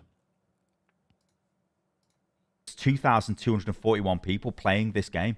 This is not a game that is going to save Bungie. Remember, Bungie have completely annihilated Destiny, which has got tons of players recently, but it is a massive IP that's had tens of millions of players over its lifespan. They don't want anything to do with that anymore through loads of mismanagement and so. But Bungie is too big to fail. Remember that conversation? It just is what it is. It's just reality. Destiny won't ever fail, is what people said. Not this guy, because I never say never. And I said the only thing that'll kill Bungie is Bungie itself, and that's what Bungie has done. Now, ultimately cutting back the team. But we end up with this. We end up with Marathon. This is not the game that is going to save Bungie. And I hate to say this because, like I said, I really enjoy this game. But I can see the writings on the wall. Anyone can see the writings on the wall here. We need to take a look at this because it is, frankly, it is depressing. So I think it's important to start here. This was the statement from PlayStation Studios. This was back on the 25th of June, I should say. And this, yeah, it's... The layoffs at Bungie. It's basically a complete reduction of Destiny 2, but also some roles on Marathon were impacted. But the key thing here is there is a specific sort of acknowledgement that Marathon is going to be invested in and is going to continue to be a game. Isn't that crazy? It's crazy to me that they've spent $250 million on this and they're throwing more money at this game because they feel, because it's a live service game, right? And it didn't cost as much as Destiny, probably half the cost, but much less of a game than what Destiny was over the years. And they think they're going to bring it back to existence. That's not how video games work, right? Don't get me wrong. There's a No Man's Sky. There's a CD Projekt Red for Cyberpunk 2077. These are the outliers, not the norm, right? So you're going to tell me, because no way in hell that No Man's Sky costs as much as what Marathon cost. They only had 14 people working on the game. I think it was 5 people when they first started, or 8 people, and they grew to 14. We're talking about over 400 people, 500 people working on this game. You're not going to make this money back with these player numbers. Sony seem to think can turn the corner. So he says this, does Herman Hulst. Marathon remains an important part of our portfolio, and we will continue to support the team as they build on the strong foundation established in Season 1 and 2. I mean, the question is, like, is this strong foundation in the room with us? Like, it's a knobhead thing to say, but there isn't a strong foundation here. I don't know. I really don't know. I don't know what he's saying, right? Yeah, there's dedicated fans, but there's not enough of them. It's a niche of a niche, the game is. It's just never going to work. Die Hard, PvP. I mean, never going to work on a massive scale, right? To warrant the investment of 250 million. Die Hard, PvP, right? Super ultra sweaty gameplay. You can't possibly do anything. You have to be on your, A game all of the time. It's stressful. If this is a game targeting Destiny dads, and baby, you don't get to say I'd love to see a comeback, because you're voting for digital. Physical's gone. Physical is Marathon. Physical's not making a comeback. Either is Marathon. Coming home from work, and then you're like, holy shit, I'm just going to get destroyed in this game and lose all my stuff. No one wants that feeling, and I think that's a reason why players don't keep coming back to the game. They play it, they get a bit of fun out of it, and then they come back. And again, of course, it was a box price game. This is not a free-to-play game. It's a game they're trying to sell, which again makes it difficult. All right, guys, I don't know why yours things didn't pop up. I'm going to read yours. It says Marathon fans may be one of the most insufferable fan base in the entire gaming industry. Most widespread cope and widespread delusion I've ever seen. No, there was another game. I think TheKingerd. I think TheKingerd was up there. I think TheKingerd. Difficult, right? I think people, the game probably would get a better player base if it was free to play, but would it be generating revenue? That's extremely debatable if it even would be. So it goes on to say, as we work and as they work on incubation efforts for future projects, while it's too early to discuss, we are encouraged by the creativity and opportunities that lie ahead. So IGN also as well reported Sony confirms significant Bungie layoffs include most of the Destiny team and some Marathon team members, as Bungie admits Destiny 2 fell short of expectations, and studio leaders say company...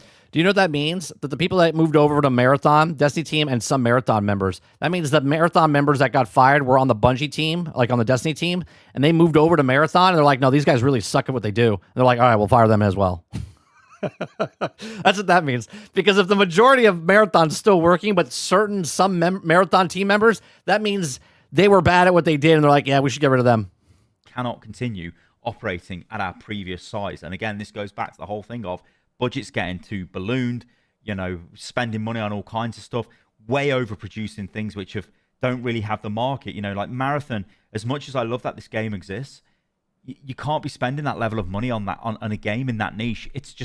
It's too small, right? This is like, you can't spend.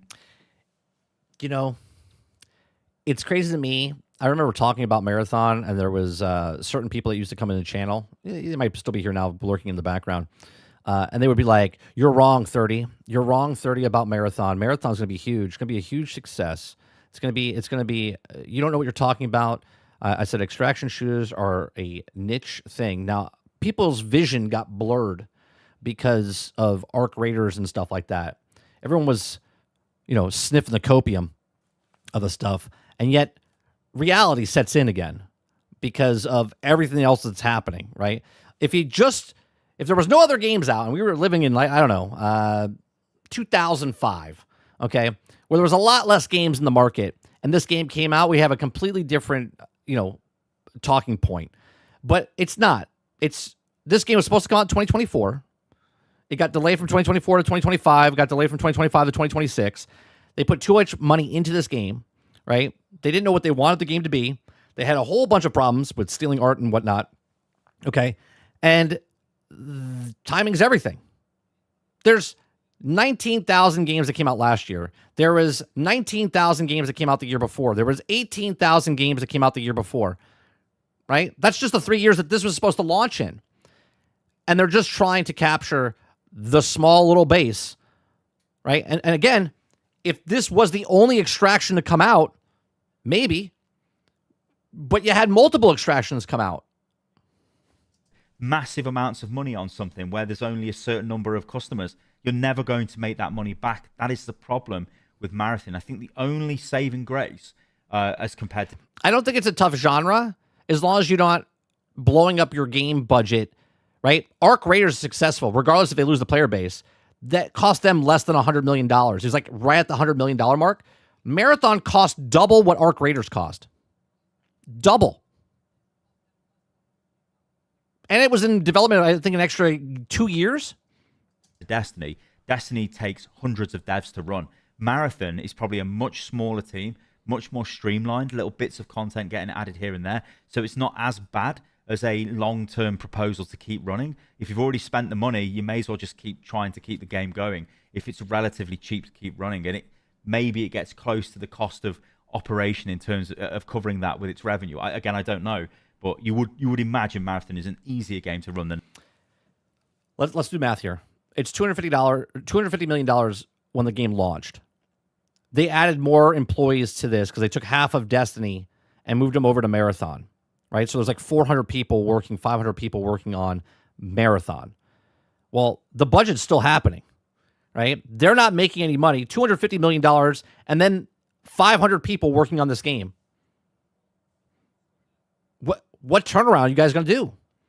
You're still adding more money to the top of this, and you're not making the money back from the original. The Destiny. I do like this article from The Push as well, where they say, we're in it for the long haul. Bungie rejects rumors it could move on from Marathon after unremarkable PS5 sales. It's aiming for a Marathon. And again, I think this does link into what I just said of, this game, let's say if it continues for another 5. Oh, and by the way, if you're a person that doesn't own a PlayStation or an Xbox right now, or a PC, right? You're a Nintendo gamer. You can't play this game, right? But then to buy this game, you have to spend hundreds and hundreds of dollars more expensive than it was just months ago, and the prices are going to go up yet again, okay? To then buy this $40 game. That's a tough sell. 6, 7, 8 years, maybe it breaks even. But the problem is, and again, not to be a complete dickhead, but I've got to show you this again. Let's go 3 months. Why is this being a dickhead, though? That's not being a dickhead. And it looks like the free weekend got up to 40K. 42K was the max that they got. We're not increasing in player base, guys. We're going down to the point of no return. Like this is what happens with PvP games, by the way. Right? Remember when I talked was it last week or 2 weeks ago talking about shepherds and sheeps? It's not to identify like you, if you're a sheep or you're a shepherd, right? But there's people that play games, and there's people that just follow people that play games. And if enough shepherds leave the game, then the sheep follow. Example A, right? Not calling him a sheep or a shepherd. I'm talking about the number going down on the Steam charts. When the shepherds leave, because they go play the newest, greatest, latest PvP game, the sheep stay there for a bit and go, well, something feels off. Oh, wait a minute. There's another PvP game that people are playing. So now they're going to hop ship and go over to something else because they don't really like the games that they're playing. They like what their friends are playing, but their friends are like, I'm bored of this. I want to move to a different game now. They've tried a free week there, which did kind of okay, although the servers went down, which was absolutely terrible timing for that. It looks like I think he just peaked it. 40,686 is what it says on the screen. For that to happen, and that was the update season 2, which brought in the new. So think about this, right? That's terrible. 160 was 140 or 160 all-time peak for the beta. Then the game comes out and it peaks at 88, and then they give it a free weekend and it goes to 40. Oh boy, that's not good. We'll see what happens when they bring the PvE in. Runner and the new Crucible system. Not the Crucible. What's it called? Is it the Crucible? The tree, whatever it is. The thing ripped from Destiny. Appreciate the sub character. But it's like not enough. There's a little peak and it comes back down again. This is a game which is. It's funny? What if to make this game make a comeback, They make it just like Destiny. Do you know what I'm saying? Where they convert it so much, it's basically just Destiny again. You got PvE, story content, plus you got the PvP. That would be fucking hilarious. Because they close down the thing and then they just make this that thing. Man, that would be bad. But that might be the way they get people back. It's a game which is dying. I hate to say it, but it is.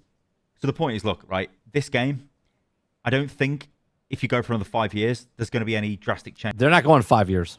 Change on its current trajectory. And if Sony are restricting the amount of investment, they're reducing dev sizes or dev team sizes, where is the comeback here? That is the big question that I think needs to be asked. Okay, so this is interesting because this is taken from Outlook Respawn. And they've got an article which says Bungie's Marathon loses... The problem why they wouldn't do that, if they do that, G, I don't think they would. Because if they did it, it would upset even more people that are Destiny guys. They'd be like, are you fucking kidding me? You closed down Destiny to just turn Marathon into Destiny? Oh, they would be done. They would want that place to burn. 59% of Steam players. What went wrong? Now, this was from April the 6th, right? It lost 59% of its players. What went wrong? Obviously, now it's lost, over 80, 90% of the player base. Well, more than that, like 95 of the player base, if you want to look at the lows it gets for concurrent players every day from its peak. And again, I think this comes back to just what the game is. The game is not a game which is going to make the majority of players play the game every single night because it is so... Chopper says, if Marathon was made to be like Destiny, then what do you do with Destiny servers now? Close them? This is another bigger rake than the step on. But that's what they're going to do, Chopper.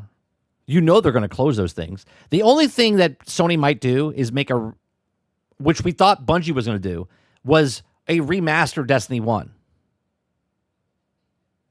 That's the only thing they're going to do.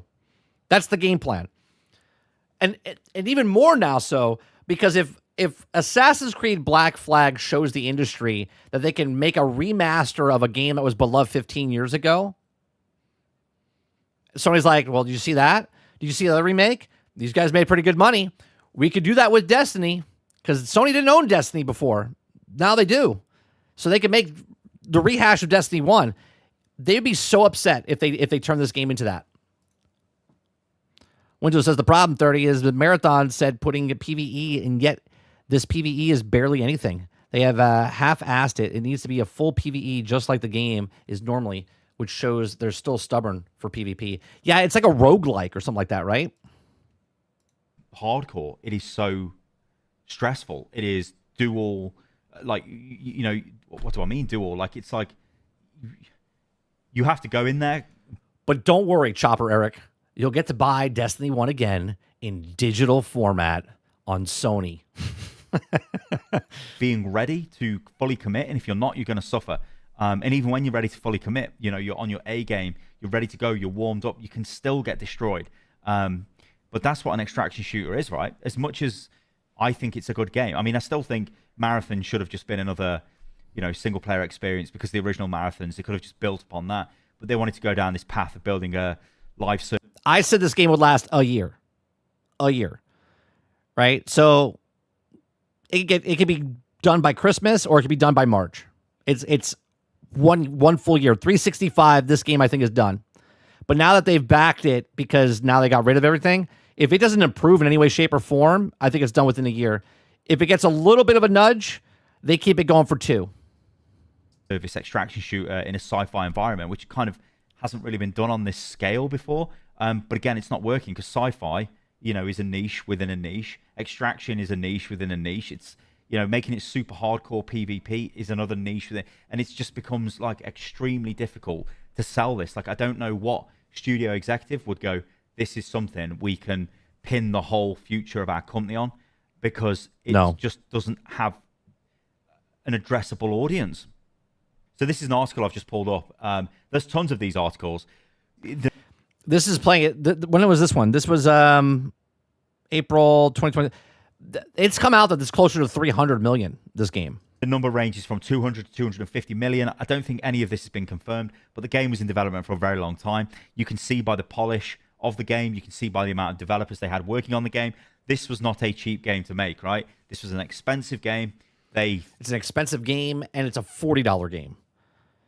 The problem is, if this game was a full price game, which it's not, but if it was, then it wouldn't have to sell as many copies. But it needs to sell like 8 to 10 million copies. It's sold less than 2. Thought it would be something that it simply could never be, and it's not fair on Marathon. It's not fair on the developers. It had too much money spent on it, which sounds crazy, but I feel like when we look back, you know, in a decade's time, this will be one of those games where it was almost like it's at the changing point of the industry, where these massive budgets that just can't continue to keep getting inflated because people have got. Altern says 300 million. How? How much does a coffee manager charge? I need to become one. Limited time. They can't play all of these games. You know, we're seeing that recently with Xbox and. GD, I said this a long time ago. I said Marathon is the best case scenario for minimal viable product, right? They have like 4 maps total of the entire thing. They're not, they're not big maps. You know what I mean? I mean, they're big for what it is, but not big maps. I said, this is what video AAA games wants. Minimal viable product and try to charge the most, right? Because there's microtransactions, it's a $40 game. Game Pass, it has stalled at 30 million users, subscribers, even though they were spending How did Game Pass come into this conversation? Hold on a second. Inflated because people have got limited time. They can't play all of these games. Oh, okay. You know, we're seeing that recently with Xbox and Game Pass. Game Pass, it has stalled at 30 million users, subscribers, even though they were spending 60, 70, 80 billion dollars combined on buying studios to buy games, to put more games. I don't think that's true. I'll be honest with you. I mean, that's what they reported.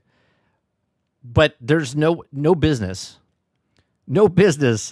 would spend that much money to put games on Game Pass, especially when we saw the number when the leaked data came out, and they were only giving $15 million for Grand Theft Auto, which is one of the most popular games on the planet still. Okay. There's no way in hell they spent $60 billion a year on putting games on Game Pass when most of the games they put on Game Pass are independent games or older games that have been out of circulation, basically.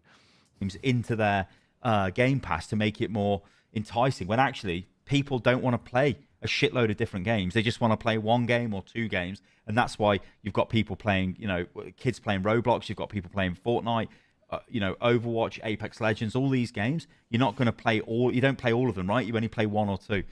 So just like complete insanity of the industry. So what about the future for Marathon? Because they can sit here and we can sit here as well and analyze and go, okay, Marathon, you've made a great game, but you've got no players. You're a massive studio. You've had massive layoffs. Your biggest game, Destiny, has been shut down. Marathon can't possibly generate the money you need to keep going. So what are we doing here? How can we address this? Now, if you step back and you look at Marathon, you'll say things like, you know what? Marathon, it's a well-made game for what it is. It's got good shooting mechanics. This is Bungie. What does that mean, though? It's a good... I mean, you said it's a good game and stuff like that, but it's a good game for what it is. What is it? It's an unsuccessful game. Doesn't matter what it is. It's an unsuccessful game. Regardless of how good the guns feel and stuff, it's a bad game. It should have, right? It's aesthetically amazing, right? It's got incredible art direction. It's got incredible just design of everything. If you guys have watched the videos I've made on the game... See, I think it looks like trash. But then again, I'm not buying it, so... The Cryo Archive, with the first time I played that, it felt like an experience. It's just like, holy shit. Like, not everyone's going to get to experience this. This is incredible. But that's exactly right, just enough. It's Marvel's Avengers, right? I love Marvel's Avengers. But now that I think about it, Marvel's Avengers had more players than this game. The problem. Not everyone's going to get to experience this. So I don't know about on Steam. Actually, I got to look that up. Let me look that up for a second. What did Marvel's Avengers have on?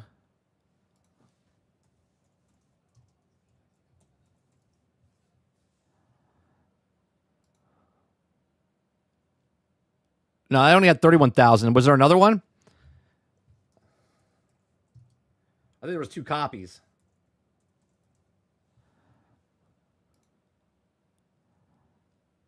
No. Yeah, so it had half of what Marathon's got, which is 88,000. Marvel's Avengers Definitive Edition had 31,165. Here's your future, Marathon. Here's your future, 52 and 99. That's the future. The audience is small anyway, and a small subsection of that get a chance to experience the best content in the game. It's just, it's a recipe for not having a big player base, basically, which is what this game needs. Now, there are going to be changes, right? Because as I say, they're looking at what they've got. How can they use this to get more players involved? Well, they've got this article up on Twitter where it says Marathon Key Dates. And again, you know, I don't want to be too harsh on this, but when you look at it, these are not really engagement figures of a game which is... No, it's not. If this game was super popular, you'd be in the tens of thousands, if not hundreds of thousands of likes, not 4,000. Going to have a massive audience. Yeah, 1.9 million impressions. But just, you know, you'd expect to have 20k likes on this if it was something like a Marvel Rivals or even an Overwatch tweet. So they took... Saint says, I mean, for a shit game, it's not doing too bad. About mid-season. So this begins July the 21st, but it includes something very special. This is Vault Breaker, or Vault Breaker, I should say. And this is Marathon's experimental PvE mode. So Vault... The Marvel game numbers, I mean, it's 5 years old, 6 years old. Came out in 2020, and they don't support it anymore. Breaker. Explore... They stopped supporting it 3 years ago? Archive as a crew, duo, or solo. Now, remember, you couldn't play this solo before. You couldn't play it as a duo. You had to be in a crew. Taking on progressively challenging series of vaults, grow stronger across multiple matches with progression that's unique to Vault Breaker and push towards the final vault and the mysterious entity within, which, of course, is the compiler, which, you know, I've never seen the compiler. You know, I've played Cryo Archive. I've done some of the events in there, but I've not seen the compiler because it's too hard to do. You know, you need a team of 3 players that know what they're doing. You can't just like queue randomly. Like I was playing it with one other guy, and the problem is like, you know, you've always got a random. They might be good, they might be bad. Who knows, right? Always blame the random. But the other thing here is, this is like a roguelike type experience, right? That's self-contained as PvE. You're the only crew on this mission. You're not going in there with other enemy crews that are going to kill you and take your gear. Tarn says, 30, you ever get that feeling of that not getting your money's worth? This is how I think most Marathon buyers felt. I mean, for me, I've never felt that way because the games that I purchase, I always, and again, this is my thing. It's $1 an hour, right? So if I put in $30, I paid 30 hours, I'm good. If I paid $100 and I got 100 hours, even though I don't ever paid $100 for a game, but that's the way I do it, right? Most of the games I've ever played, I paid normal price $60, or I get it on sale, right? Pal World, I paid $20, actually less than $20. I have over 100 hours on multiple things, right? I have 33 right now on PC. I had like another 33 on one account, and then another one on right. So I'm gonna blow past that. Enshrouded, I played $23. I'm already at 30 hours with that game. Minecraft, I paid $4 back in the day. I have thousands of hours in that. Marvel's Avengers, the one that we just showed, right? I paid $60 for that. I got thousands of hours into that game. So I'm not one to ever have regret for the games that I buy, because I buy the games I know I'm going to like. Hell, even Starfield. And I was given a code there, but if I paid for Starfield, I have 265 hours in Starfield.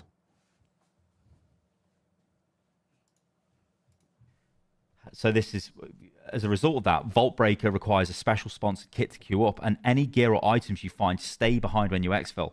The exception to this is Vault Data. This new currency is found within Vaults, and when Vault Breaker requires a special sponsor kit to queue up. Any gear and the items you find stay behind when you exfil. Okay. The exception to this vault is the data. The new currency is found within vaults, and the extraction can be exchanged in the upgrades to the Vault Breaker. Sponsored kits as well as the gear can also be used in other modes. This lets the experience of Cairo Archive without flooding the economy with low risk, high power cryo loot. Oh, they're gonna fuck up. They're gonna fuck up the balance of their game because of the way it is with the PvP, with the PvE now. It's gonna be interesting. It's gonna be like double the time probably to get it inside the PvE. Extracted can be exchanged for upgrades to your Vault Breaker sponsored kits, as well as gear that can be used in other modes. This lets you experience Cryo Archive without flooding the economy with low risk, high power cryo loot. And that's that system, Cradle. I don't know what I called it before. Crucible. I think that's the PvP in Destiny, isn't it? So they're bringing Crucible into. It's not called Crucible. Cradle Evolution System. Yeah, Jesus. This is a PvE mode. This is Marathon saying we've built this incredibly complex, detailed cryo archive map that not, literally 5% of our audience actually experience. Let's introduce a PvE mode where players can run through it. Now, this might increase. No one of that PvE loot is transferable. Awesome. Player base, but I don't think. Then why are they worried about flooding the economy with low risk, high powered cryo loot? Again, the problem is like people from the outside who have never touched the game are not suddenly going to go, wow, this is great, I want to try this, because they don't understand what the game is. So you could use the guns inside the actual mission, but you can't take it out with you? So they think the incentive is I'm going to play solo. I'm going to run through the PvE. I get to use the weapons in the PvE. I don't want to play PvP because I don't want to play PvP. They're trying to bring me in with the PvE, but then the PvE I can't actually bring that loot back out with me. I have to only play this. So it is like a rogue type of stuff, and you're just constantly doing the same thing. So really, they just made Battleborn. So the PvE version of Marathon is Battleborn. Is Marathon has got a ton of issues with how complex it is to begin with. Understand. If you guys don't know what Battleborn is, Battleborn, you would go in and you would level up and you would pick different. It's like a roguelike type of thing. You would pick your different abilities and stuff as you go, and then you would use the weapons, but then it would always change for you. You could pick which one you wanted to do. And even like the items in the game. Hence not getting your money's worth. Yeah, I see it now. Just like how crushingly unforgiving it is, where you just lose all your gear. You'll always remember like your first gold weapon, and then when you die, it's like, oh no, I really wish I could have kept that. This is going to fail miserably, by the way, this PvE mode. It sounds horrendous. So talk about respecting players' time. This does the absolute not respecting the players' time. There's all these issues, I think, with the game, but that comes with the genre. So I think this is interesting that they're trying this, but personally, I don't think this is going to move the needle enough. And I think as a conclusion to all of this, I don't really know how to say this, because I think the writing is on the wall for Marathon, and I think we're going to see a reduction in the Marathon team. Not that I'm asking for this, but I think we're just going to... Well, no, you're not asking for it. It's common sense. Like, this is what I don't understand for content creators. Like, we can look at numbers. We all have, like, we know when something's not going right? We all have that instinct in us. You're like, hey, maybe I should be doing this. This doesn't look that good, or that doesn't look that good. Yeah, maybe it's going to fail. Right? Him saying that, or I'm saying that this game's going to fail, doesn't make the game fail. The game is failing because it's failing. That's how that works. It's failing because that's what's happening. See that because the player base numbers are declining. They're going down. If they're going down on Steam, they're going to be going down on consoles. They're not doing enough to make players come back. I'm not playing the game as much this season as I did the first season. Why is that? Well, why is that? I'm assuming it's because they resetted you and you got to do everything all over again. And if you're a person that doesn't have, you're playing multiple games, by the way, right? If you're only playing Marathon and you're putting 20 hours, 30 hours a week, you would probably be frustrated if you get resetted. But if you're not putting 20 to 30 hours in and you finally, and I said this literally, I remember this like a year ago, okay? Where if you're playing the entire season and I'm looking for this one piece of gear that I need, I finally get it, and it's on day 80 of 90. And I get it, and I use it for 10 days, and then I have to reset and start again. Guess what?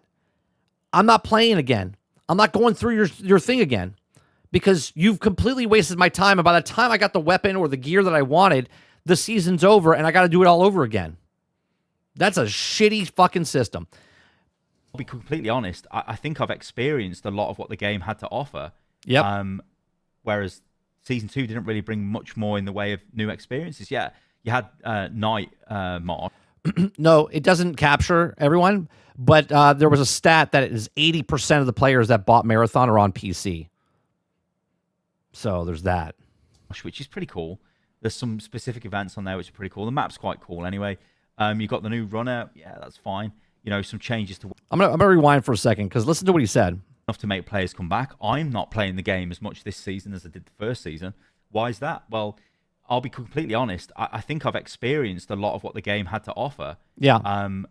Whereas... Now you're on a new map. Season 2 didn't really bring much more in the way of new experiences. Yeah, you had Night March, which is pretty cool. There's some specific events on there which are pretty cool. The map's quite cool anyway.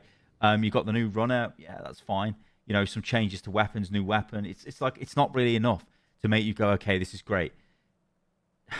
Even if they did put enough, you still wouldn't say it's great. Because, let's be honest, it's not a great game. So, I don't know. I feel really... If it was great, people would be playing it.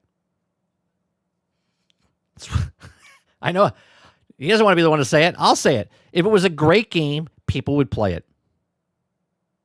I feel really pissed off because I really wanted this game to be a success, but I think I knew deep down this was going to be an extremely hard sell. And then when you wrap this up with the current state of Sony and the state of Bungie and the fact that they're willing to throw Destiny to the wolves and say Marathon's going to be the thing which is going to keep us going, whatever that incubation project is they've got, it better be one hell of a game because they are fucked if this is what they're relying on. And they're fucked. It's gonna be hard to pull out of this nosedive that they're going in. Here, let's look at a game that, you know, simplistic game, and yet now you could look at this and say 2.5 years ago there was 2 million people that bought it and played. That's a hell of a number, dude. Look at this. 23 million potentially that bought this game. 23 million, and they've already surpassed 40 million sales. Okay, 40 million sales. And this is it right now. Right now, 717,000 people are playing this game. There wasn't 1,000 people that worked on this game. This game cost a fraction. I think it cost $6 million to make this game. Tell me why a AAA company has to spend $250 million on a game that takes 7 years to make. Yet people that made Schedule 1, Vampire Survivor, Mecha Chameleon, Pal World, make it make sense.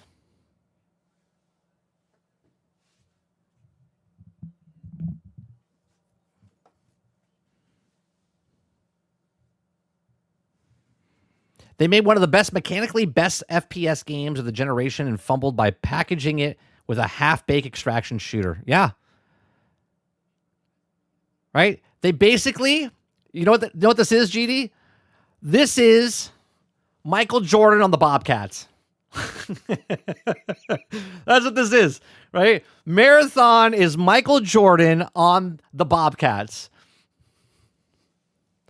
You have the greatest basketball player of all time, and you can't do shit with him because you have a shitty team all around him.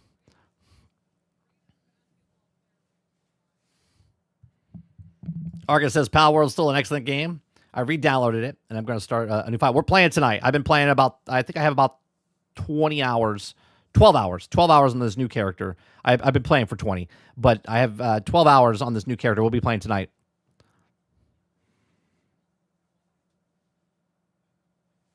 Pal World also has announced that they have 40 million players. That's right. No, sales. Yeah, it wasn't players, sales.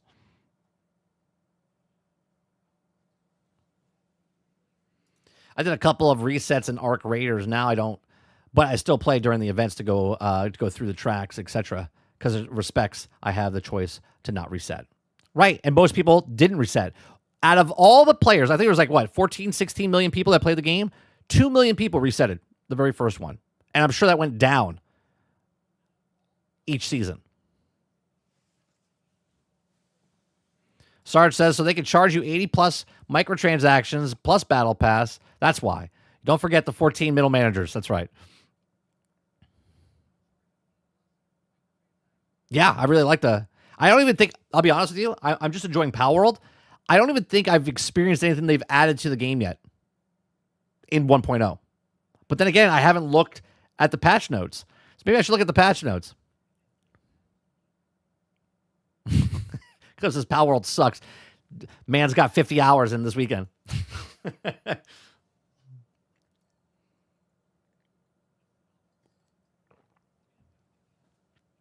All right. Pal Farm looks also looks great. Pal Farm is their Animal Crossing game that they're coming out with, right?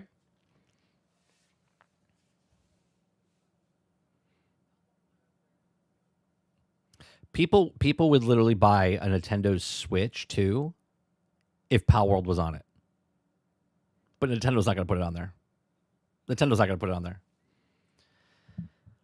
All right, chat. That is going to do it for us today. We do this Monday through Thursday from 10 o'clock in the morning till noon Eastern. If you like it, hit that like button, hit that subscribe button. If you'd like to go above and beyond that, become a member as little as $5. We will be back tonight, 8 p.m. Eastern, over on 30 and Still Gaming, playing some Pal World tonight, 8 p.m. But we're going to play tonight and tomorrow. Morning show tomorrow. There's no show on Wednesday. There's no show on Thursday. That goes for Generation X Gaming as well. There's no news, Fake Wizard news for me on Wednesday either.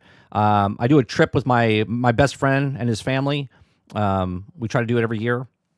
So we usually do it earlier, but time didn't line up. So I took my family trip that I take earlier, and now we're taking the co-op family trip that we do, and we'll be gone. So we will not have a show on Wednesday. We will not have a show on Thursday. I do appreciate everyone coming out and hanging out with us. If you like my show, if you like that channel, hit the like button, hit the subscribe button. Go check out the merch store. Go check out Spotify. Listen to old past broadcasts. Listen to the Daily Show.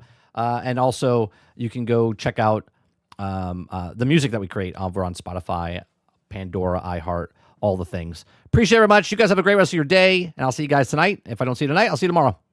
Peace.